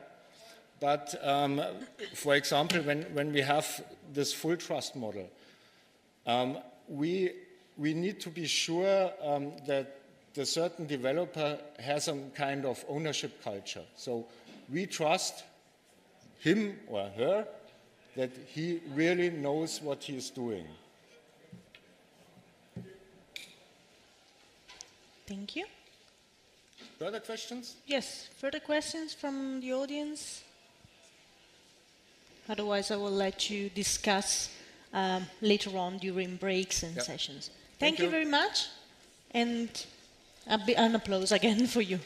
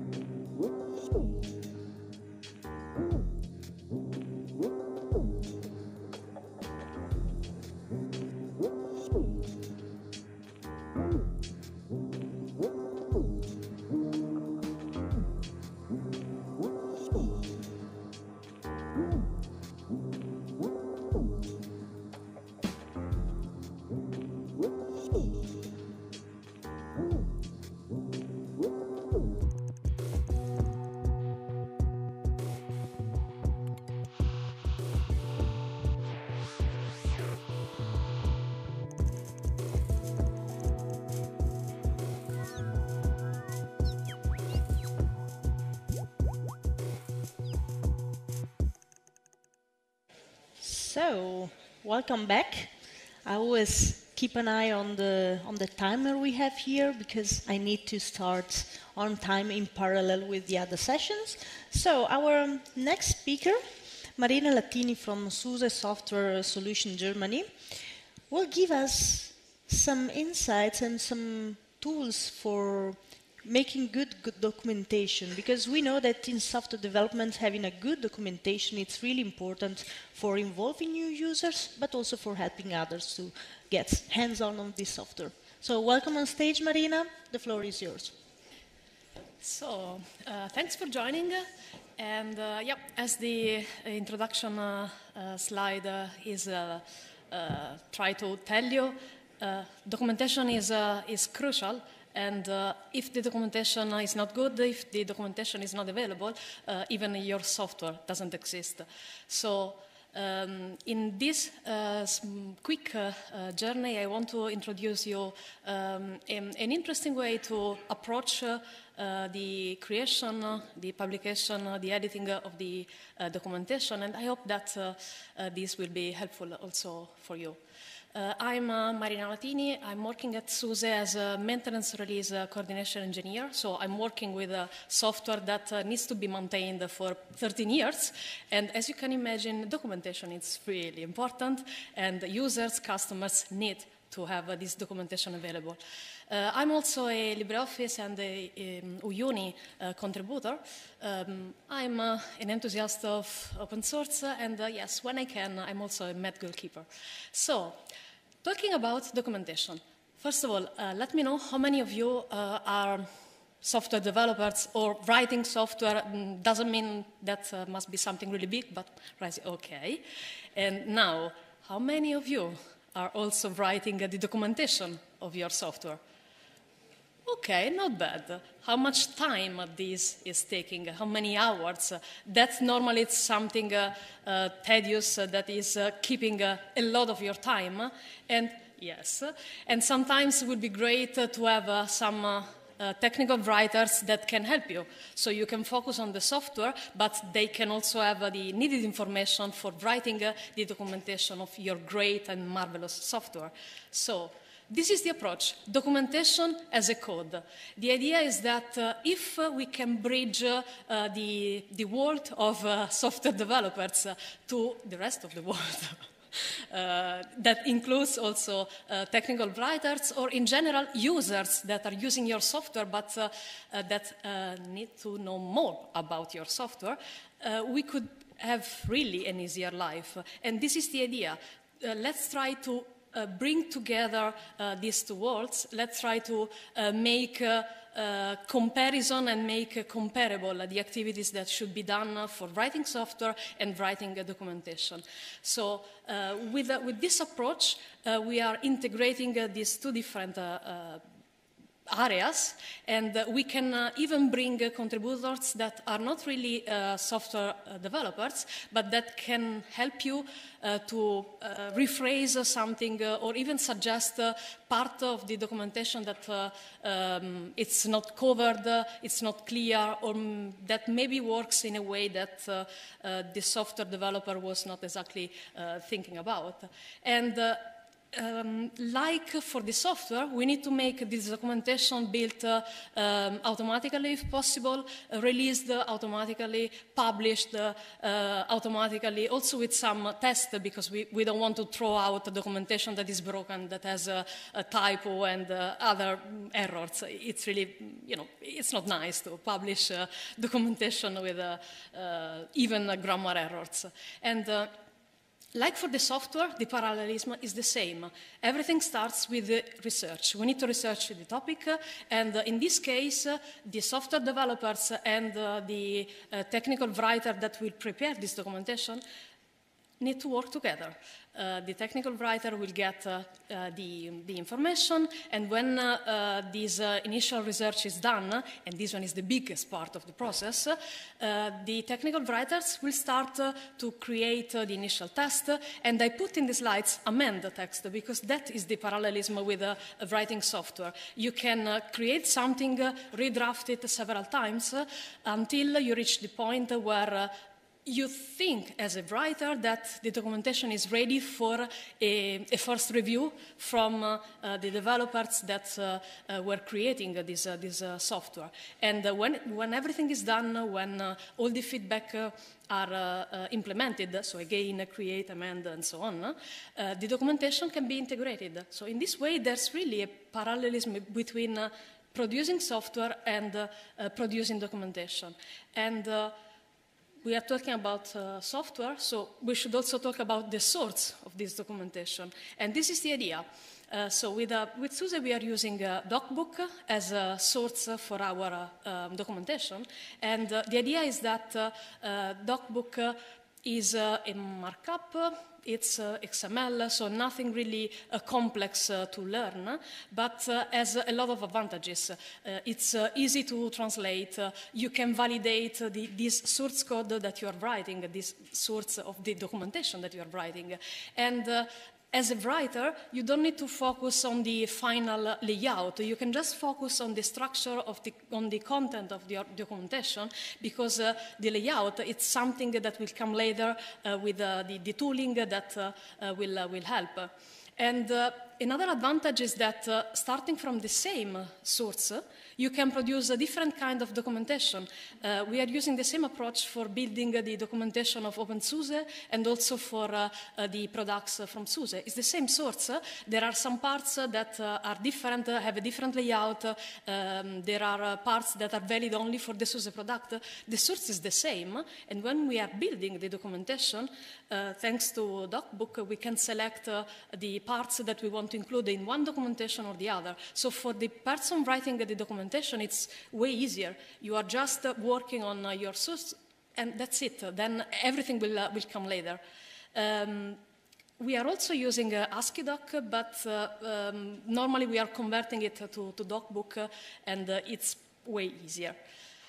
Then, again, parallelism. We have the source code where we are putting this source.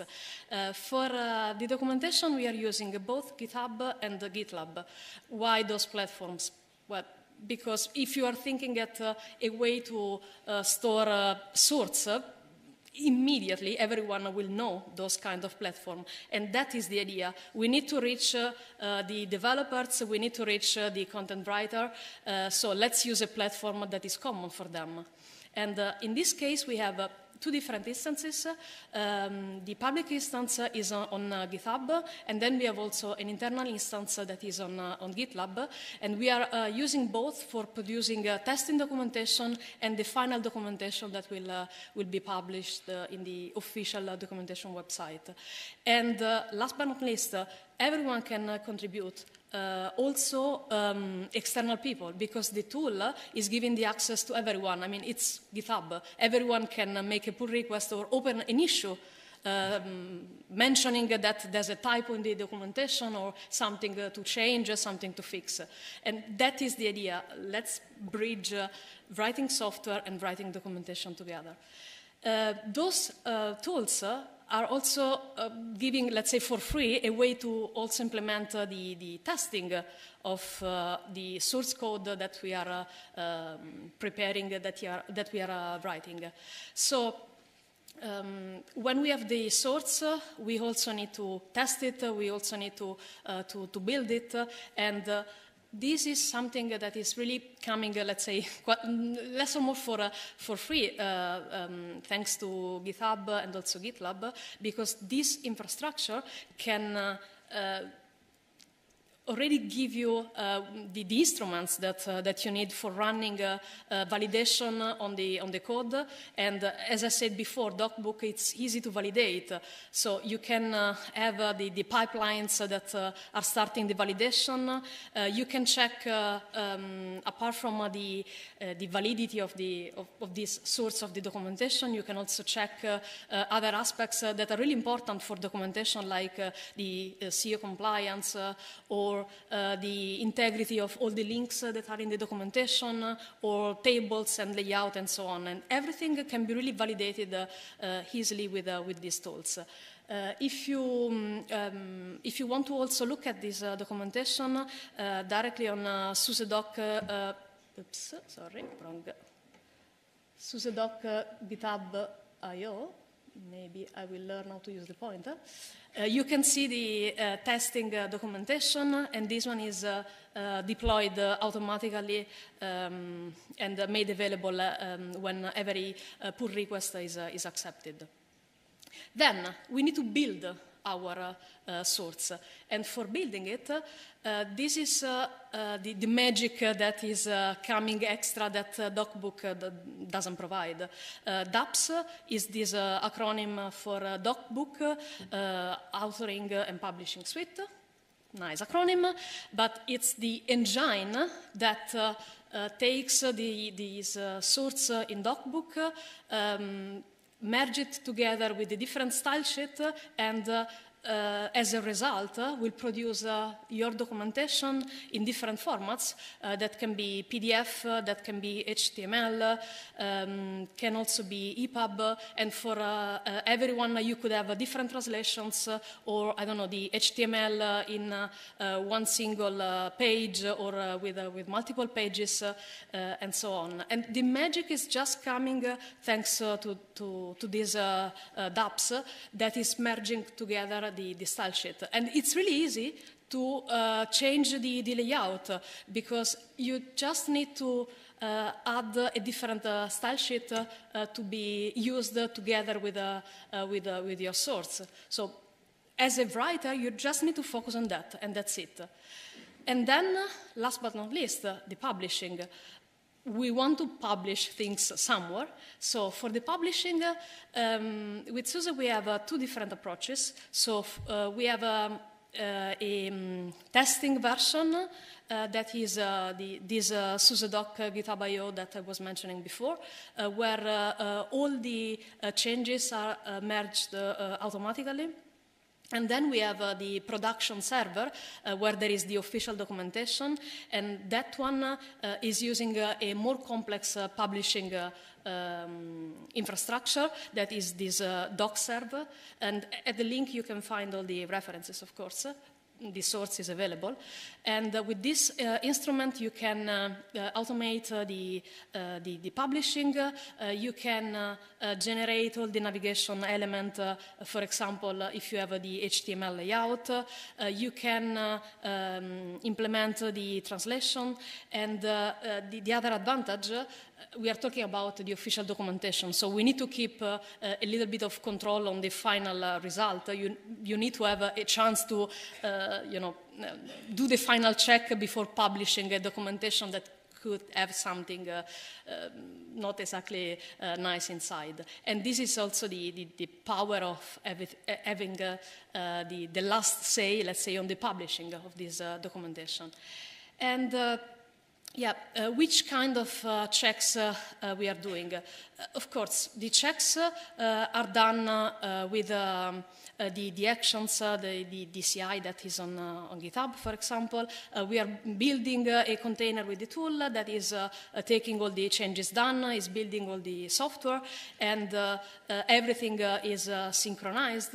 So this really sounds like building software, doesn't look like building documentation. But the outcome, the final outcome will be indeed the documentation published directly online in automated fashion without investing too much in the structure of the document. And for this particular publishing, on the final, let's say, the stable documentation, the documentation.suse.com, there's a staging server that then will automatically publish every hour on the final, production server. So with all the documentation made available really every hour with every change. At those links, you can have a look at the documentation and also the source code or how to install dApps. There is the source code and the documentation of DocServer. Then if you want to have a look at this source code of the documentation, the third link, this docsli, is the source code of the documentation of SUSE, the products from SUSE. And you can have a look and also see how the layout of those documents are done. The fourth link is the testing documentation that I was mentioning before. The last one is the OpenSUSE documentation. Before I said you can have a style sheet giving you the control on the different layout. In the source code, you can define parts that are only specific for one product or the other. The OpenSUSE documentation is done in that way. It's just the very same source with some adjustment. So that's it. I hope that you got some insight. If you want to ask me more, I'm also available later or for questions if I can steal a few minutes. Yes, thank you very much.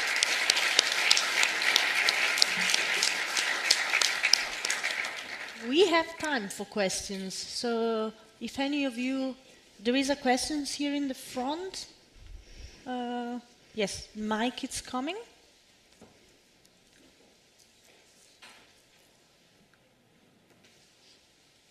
Hi.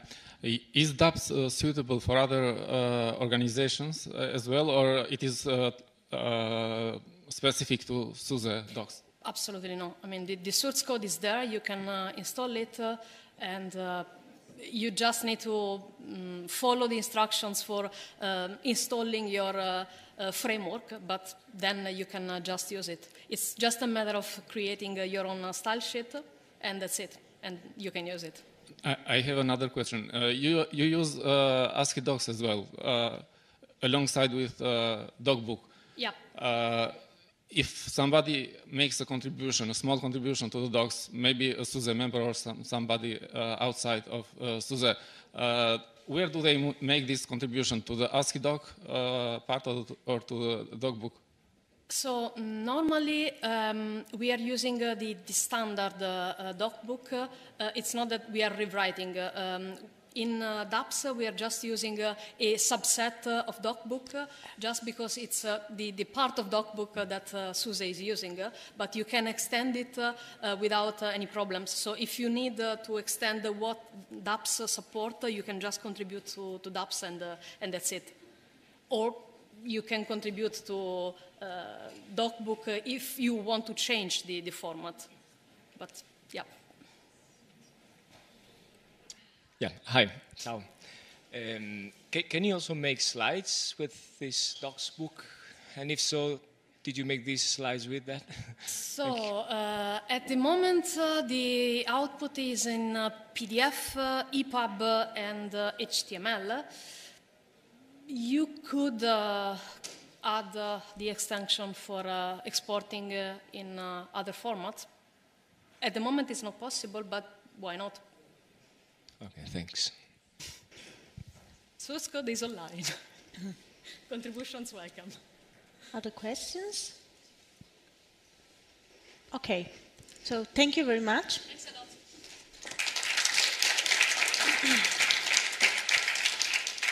And we wait now a couple of minutes for the next speaker.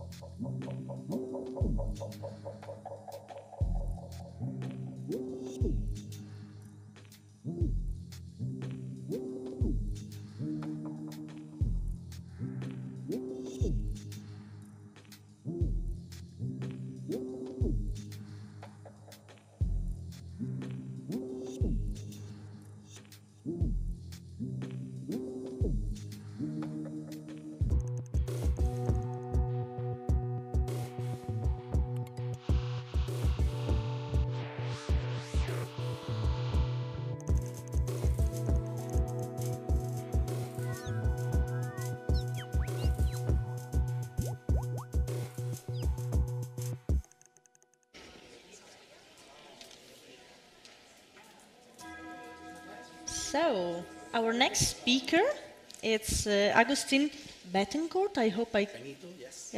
Yeah, Benito Bettencourt. From the Eclipse Foundation.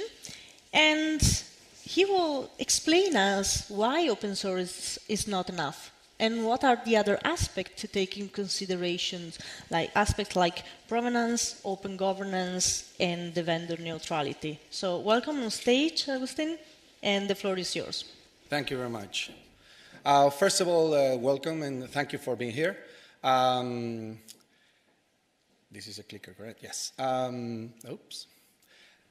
I would like to say thank you to the organizers and to the content committee for accepting the talk and having me here. And, you know, as a sponsors, we think the event is cool, so we want to support it. All right, so my name is Agustin Benito, and I've been around open source for some years now. And the aspect that I think is relevant for this talk is that I have worked either as employee, manager, or even executive, or as a member representative in quite a few foundations by now. So this is a little bit about some experience in nurturing, hosting, nurturing, and promoting open source projects. So let's see if you like it or if there is some controversy, which is always good. So the idea here is Eclipse Foundation is a, let's say, multi-project ecosystem. Yeah, it's a kind of organization that hosts and nurture projects, right, and build ecosystems around those community projects. So what I'm trying the takeaway of this talk is, please consider this kind of organizations, Eclipse Foundation or any other of these kind of organizations, when you are starting an open source project or when you are through your project lifetime journey and you find yourself in that stage in which you need to create a legal entity. And that moment, especially when you get there, you need to create a legal entity for whatever reason. You know, it doesn't matter. You need to manage some money for the event, or you start having discussions about the branding because you have somebody stealing your intellectual property for whatever reason. That's a very relevant moment, and usually most people take most of the decisions around that time based on convenience, and that's absolutely fine. We've all been there. I just want to tell you that there are plenty of other variables that you need to consider when you get into that moment, and I'm going to talk about some that are not very obvious, or some that has importance in stages that are far away from that moment. Right?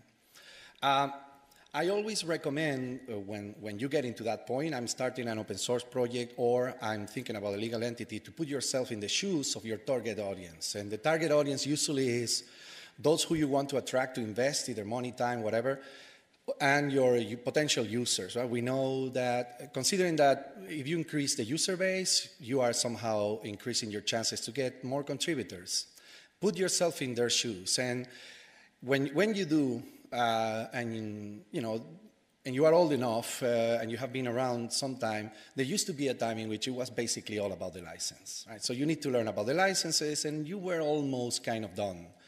Open source grew and grew in importance, and then it was all about community. You start open source projects that are not just a group of guys. You start to have actually real communities, and in order to understand where to put your effort, do I consume this software or this other? Do I invest in this community or in this other? You needed to actually go deep and try to learn about community, about the healthiness of that community, not just to reduce risk, but for many other reasons.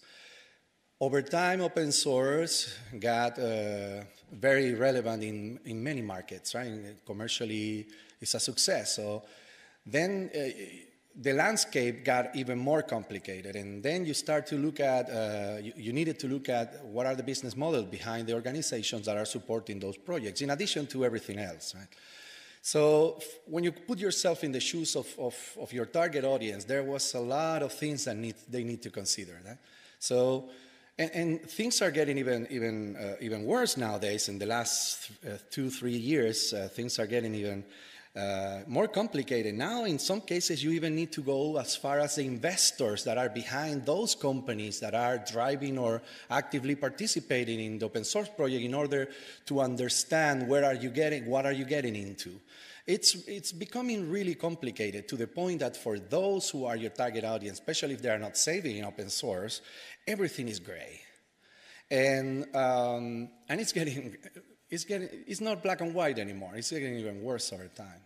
So one of the points that I'm trying to make is that when you get to that point in which you are thinking about creating a legal entity, or you are even thinking about creating a project that will have a commercial impact, or you do it with commercial impact in mind, you need to understand that the license is absolutely relevant, but there is way more that you need to consider. And the target audience needs to consider that, and for them it's not a clear landscape. So my first takeaway to all you guys is think about making things clearer. Go against the trend. Try to simplify things for those who you are trying to target, because it's getting more and more complicated. And so what are the options I have, right? That's always a relevant question. And to me, if I have to think about one concept that should drive those decisions, is sustainability. Of course, there might be others, right? When you are starting a project, or when you are reaching that critical point of creating a legal entity, there are some practicalities that you need to address, right?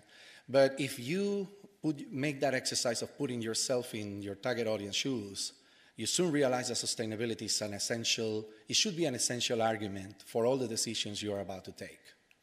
And I'm going to talk about certain aspects that hits directly this point, 3 or 4 in basically 6 minutes, so obviously it won't be in detail. The first one is provenance. When you're starting a project, when you are getting into creating your own legal entity, you never think about the death of your project, but you are creating technology. Technology grows, it gets to a mature point, and it dies. And you have to think about the lifetime, the life cycle of your project, and the death part is a very important one. Because, sometimes the technology dies, and sometimes the project dies with the technology. Sometimes the technology dies, and the project doesn't have to die with the technology. But it's an important moment. It's a moment that can define, that can drive a lot of frustration, that can hit your reputation, that can damage a lot of the assets that you have been creating for years. It's an important point. You have to consider it. So it's this idea of this, the best cultures are the ones that take care of the elderly. It's an analogy that I always like to think about. Yeah? You have to take care of that code that you are not in active development anymore, but some might be using. Or you need to have this as a concept of archiving a project because they are not active contribution anymore, still making available. Who knows, maybe somebody wants to pick it up in some years, and maybe not. Maybe just you leave it there available for your downstream. So it's an important concept that you have to think about. The other one is open governance. Nobody wants to write processes, especially when you are in the incipient state of your project. Your engineers do not want to start writing how they behave, how they take the decisions, right? Why? Why should I do that? It's an open source project. We are behaving. We trust each other. The truth is that open governance is essential when things go wrong. When you get into a crisis, and every single open source project get into crisis at some point. And if you don't have well established your processes, how you take decisions, if you don't have a culture of respecting what is written, when crisis hits you, it might turn down your entire assets. It might turn down your entire even community. You can break the trust.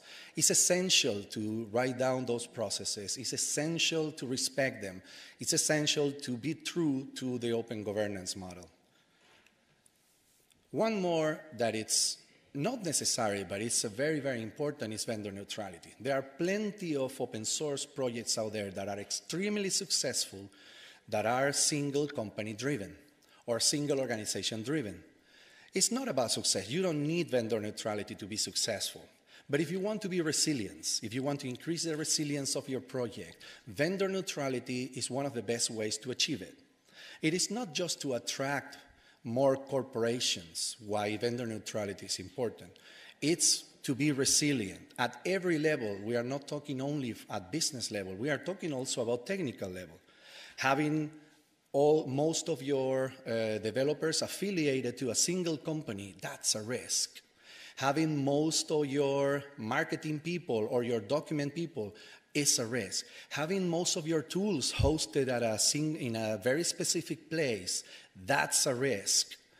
And open source project that has been around 25 or 30 years, I'm proudly member of one of them, like KDE, we know that as a fact. We decided at some point to move away, for example, from GitHub, when GitHub was by far the best option for our developers. We did it because vendor neutrality was relevant for us. And I'm just talking about one example, right? That's important for sustainability. And then there are organizations out there that are building ecosystems for years. And when you are starting a company, when you are starting, especially when you think about legal entity, a legal entity is something that you need to feed. It's a hungry beast. And you cannot think small when you are talking about creating a legal entity. You have to think big. You need money. You need effort to get money. You need people to put effort to get money. And you need senior people in some cases, or people that are very talented to do that.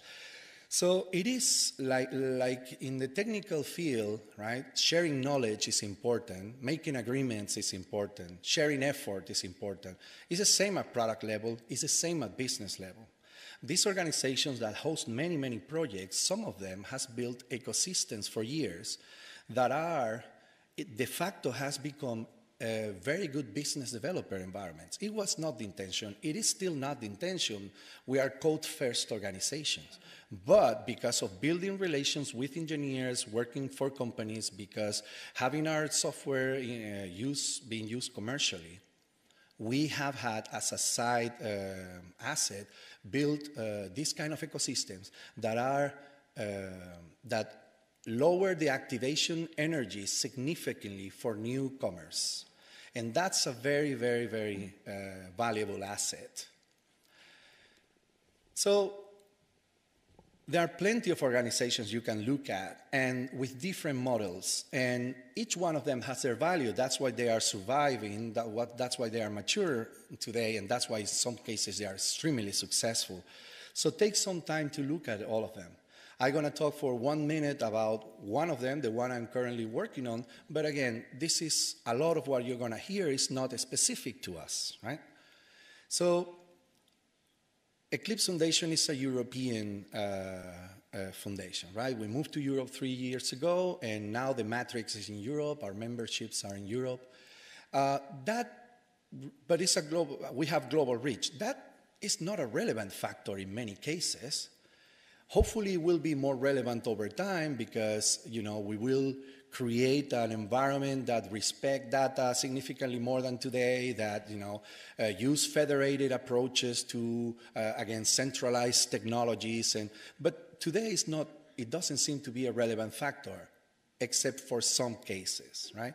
And we are, for us, those cases are very relevant, right? And most of our memberships are European anyway.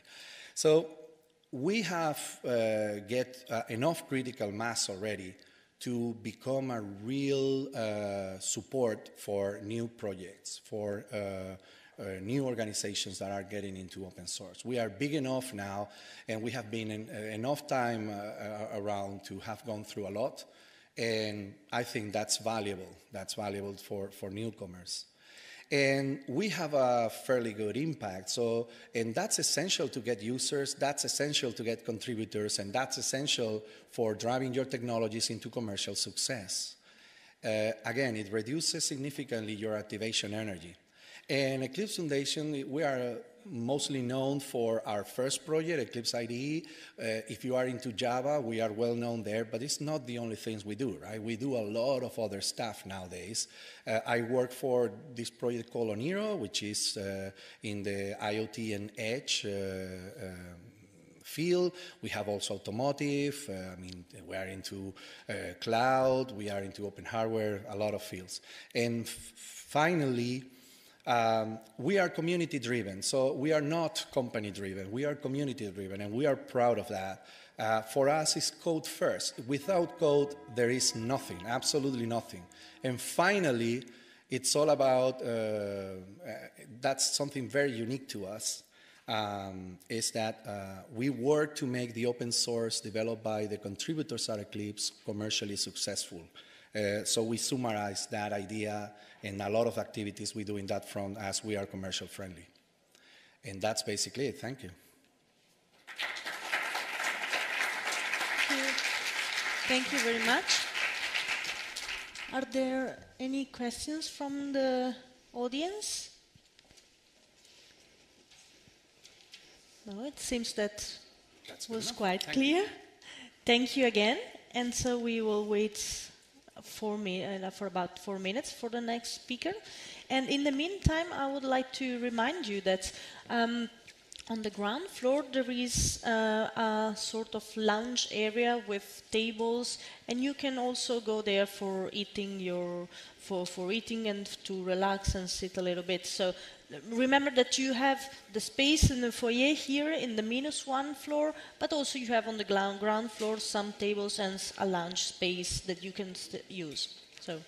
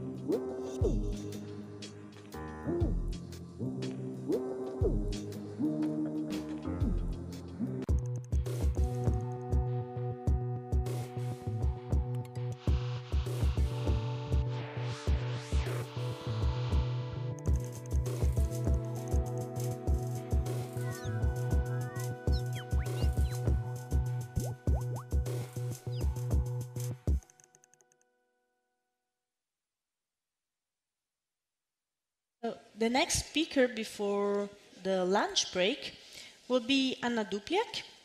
She's working for Red Hat, and she will explain us how to optimize results with artificial intelligence, plans that meet the expectations in open source projects. So welcome on stage, the floor is yours. Thank you very much.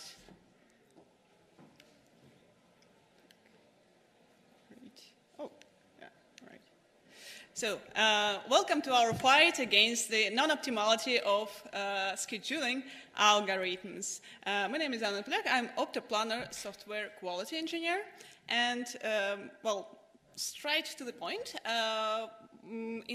Nowadays, there are lots of academical research in this field, and it makes a lot of new ideas. And in Optoplanner, we make sure that those ideas can go into the industry by providing the infrastructure, cloud compatibility, integrity, and scalability.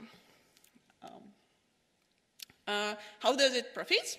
Well, let's consider the vehicle routing example. In vehicle routing example, we have a depot station, delivery locations, and a fleet of vehicles. And we need to design some plan for that. And also we need to consider some of the constraints, like capacity of vehicle, or we want to minimize the driving time. And this could be used not only for the supermarkets delivery or buses, or it could be used in buses as well, and taxis, and in different other fields. And, well, when we implemented that planning for one of our customers, we expected that we will decrease the driving time by 1%, and in real, the result was 25%. And that led, well, consequently, we decreased the CO2 consumption by 10 million kilograms. And so we saved $100 million per year for this company. So that's quite a good result, right? And beside of that, you could find different quick starts or examples in the Optoplanner project, like the facility location problem, when you have some set of facilities where you could build your new facility, and you need to minimize the distance to your consumers and minimize the cost of the building. Or, as an example, the call center real-time planning, scheduling, when you want to assign the caller to the agent with a certain skill, and you want to minimize the waiting time.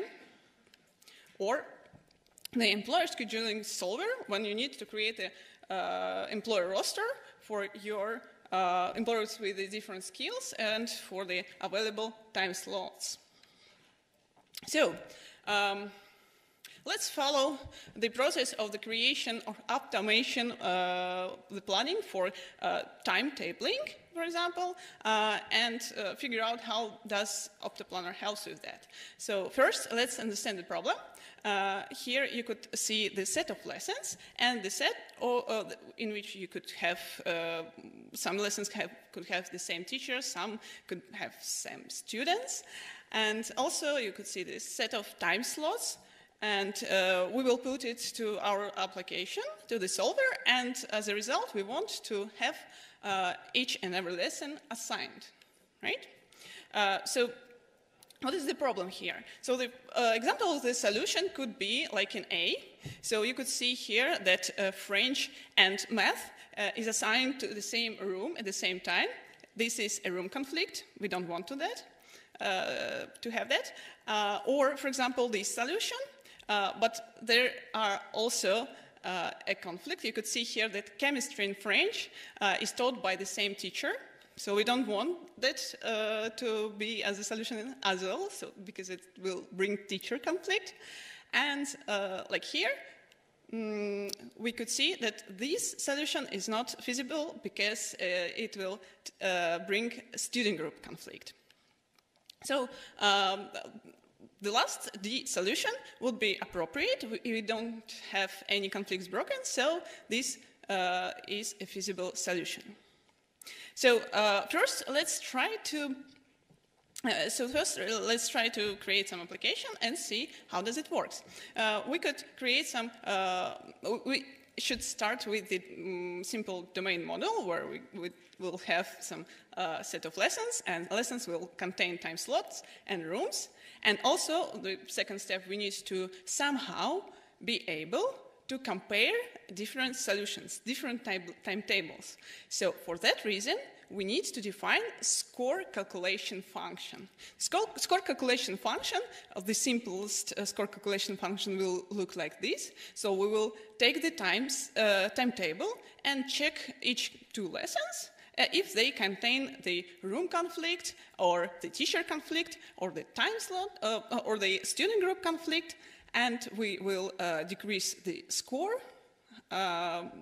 If that happens, we will decrease the score, and the highest score of the solution would be better. And first, I encourage you, let's start with something not related to artificial intelligence. Actually, let's use something opposite of that, which is, by the way, really stupid. So let's try brute force. So we will try each and every combination of the lessons, and at some point we will find the feasible solution. And so if we will implement a simple UI and application for that, you could see that there is 4 lessons. Everything is assigned. We don't have any constraints broken in any view by students, by student group, and by rooms.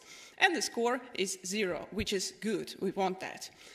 And for 4 lessons, it's fine. But if we would have more, like 20 lessons, we will have our application stuck because, well, if we will do math, then you will see the tendency that for the search space for the n lessons would be n in the power of n. So for 400 lessons, it would be more than 10 in the power of 1,000, which is more than amount of atoms in observable universe. That's not going to work, right? So let's try something else. Let's try greedy algorithm. The greedy algorithm will assign lesson and check between the solutions and pick up those solutions which have the best score. So in this case, it could be this, then this, and this. And, well, even though there is a problem, even though we will pick up the best solution at each step, finally, we can get not to the feasible one. Because you could see here, for example, we have the same teacher conflict. And, well, in practice, if you implement it in an application, you will see that for 20 lessons it solves in 36 milliseconds. It's fine. But the problem is that, as you could see, by the student group, we have a conflict that 10th and 9th grade is going to be taught at the same time in the same room. So that's the problem. So we need something more advanced. We need to use the advanced algorithms. And here where Optoplanner comes to the scene. So the Optoplanner is the library of solving algorithms, and it's open source. It has Apache license, so you can download it, edit, and change. Yeah. Really, and a few words about compatibility. So Optoplanner is Java framework, but it also works in Kotlin, in different platforms like Quarkus and Spring. And we also have the OptoPy library for Python developers, so you could pip install it. And it could work in different operating systems and in Kubernetes, in clouds as well. So, yeah. As I said, Optoplanner provides a lot of different algorithms, which we can apply actually for our problem. So let's try something like local search algorithm.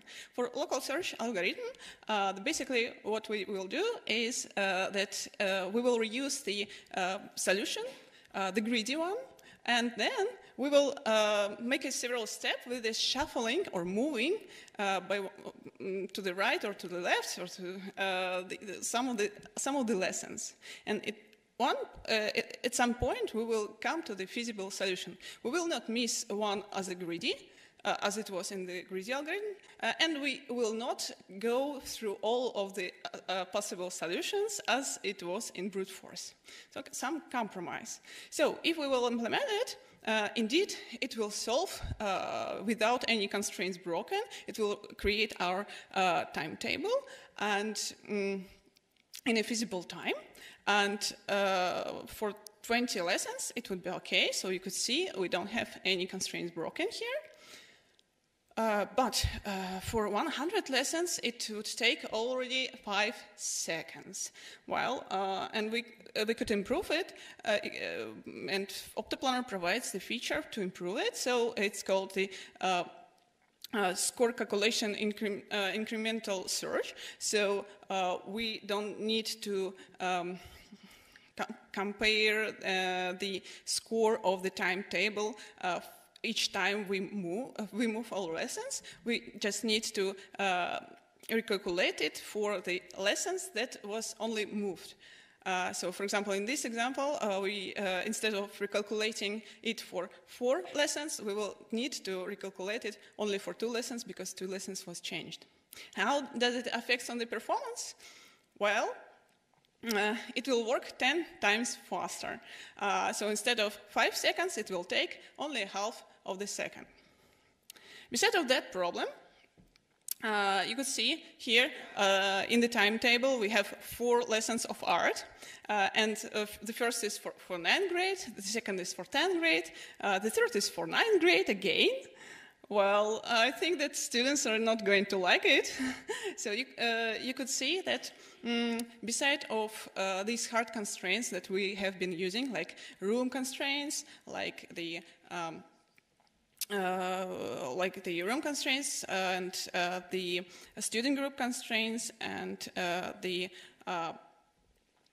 teacher constraints, there could be a lot of different other constraints, like a time window, for example, that we don't want students to have a lot of time between the lessons, for example, and etc. And to be able to read and write and edit and test those constraints, Optiplanner provides the so-called constraint stream API that you could use. It looks like this in this green box. So it looks like a Lambda function. So the Java developers or the developers don't need to so the learning curve for the developers will stay low, and that will allow to contribute to edit the constraints, to create the new one even, and for the developers to commit to the code of Optiplanner as well. So if you want to check it, you could try the application by yourself. Just git clone it and run in the live mode. And, well, thanks for your attention. Any questions?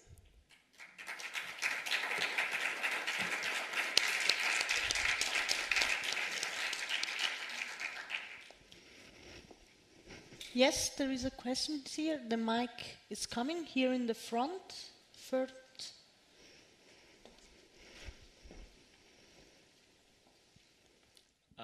Hi.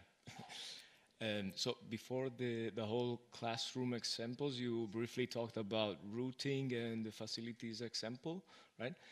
I was curious about, are you actually using just special like roads networks, for example, from OpenStreetMap? Like, are you working on a map actually, or is it an abstraction and you just work without a map below, underneath? Thanks. The Quick Start is working on with OpenStreetMap currently, but we have some of the examples. You could switch it to different map. And actually, you could find in the OptoPlanner examples some of the examples without map at all, where you could adapt it by your needs.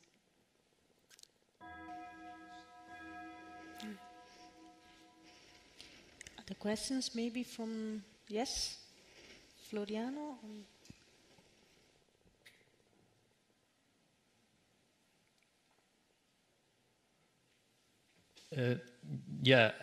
About your first example on route, you say that you expected an increase of performance by 1% and you got 25%. So this is amazing from one point of view, but from the other point of view, it seems that there was some, let's say, not precise evaluation while you did the analysis of the problem. So what was what was wrong in the analysis that bring you to this expectation that was much less than what you obtained, and of course the obtained result is much better than what you expected. Thank you. So the expectations actually was built not this precise, because it was quite hard to predict, because actually for planning those algorithms we have been using not the one core application, but we need to split it and run like 5 instances of that, and they were working like a bit independently. That's why it was quite hard to track, I believe. That's actually it.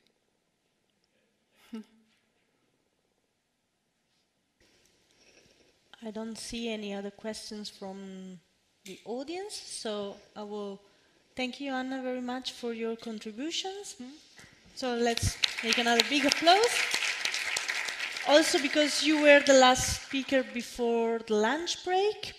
And so with this opportunity, I thank you for the attention, and I thank you to the opportunity to be the moderator of this main session this morning. The conference will go on starting from 2 p.m.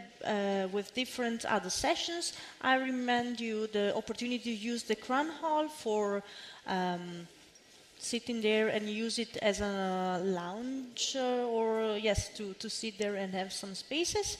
And you see the actual program on the website or on the app. And I wish you a very interesting and fruitful conference today and tomorrow. Thank you very much.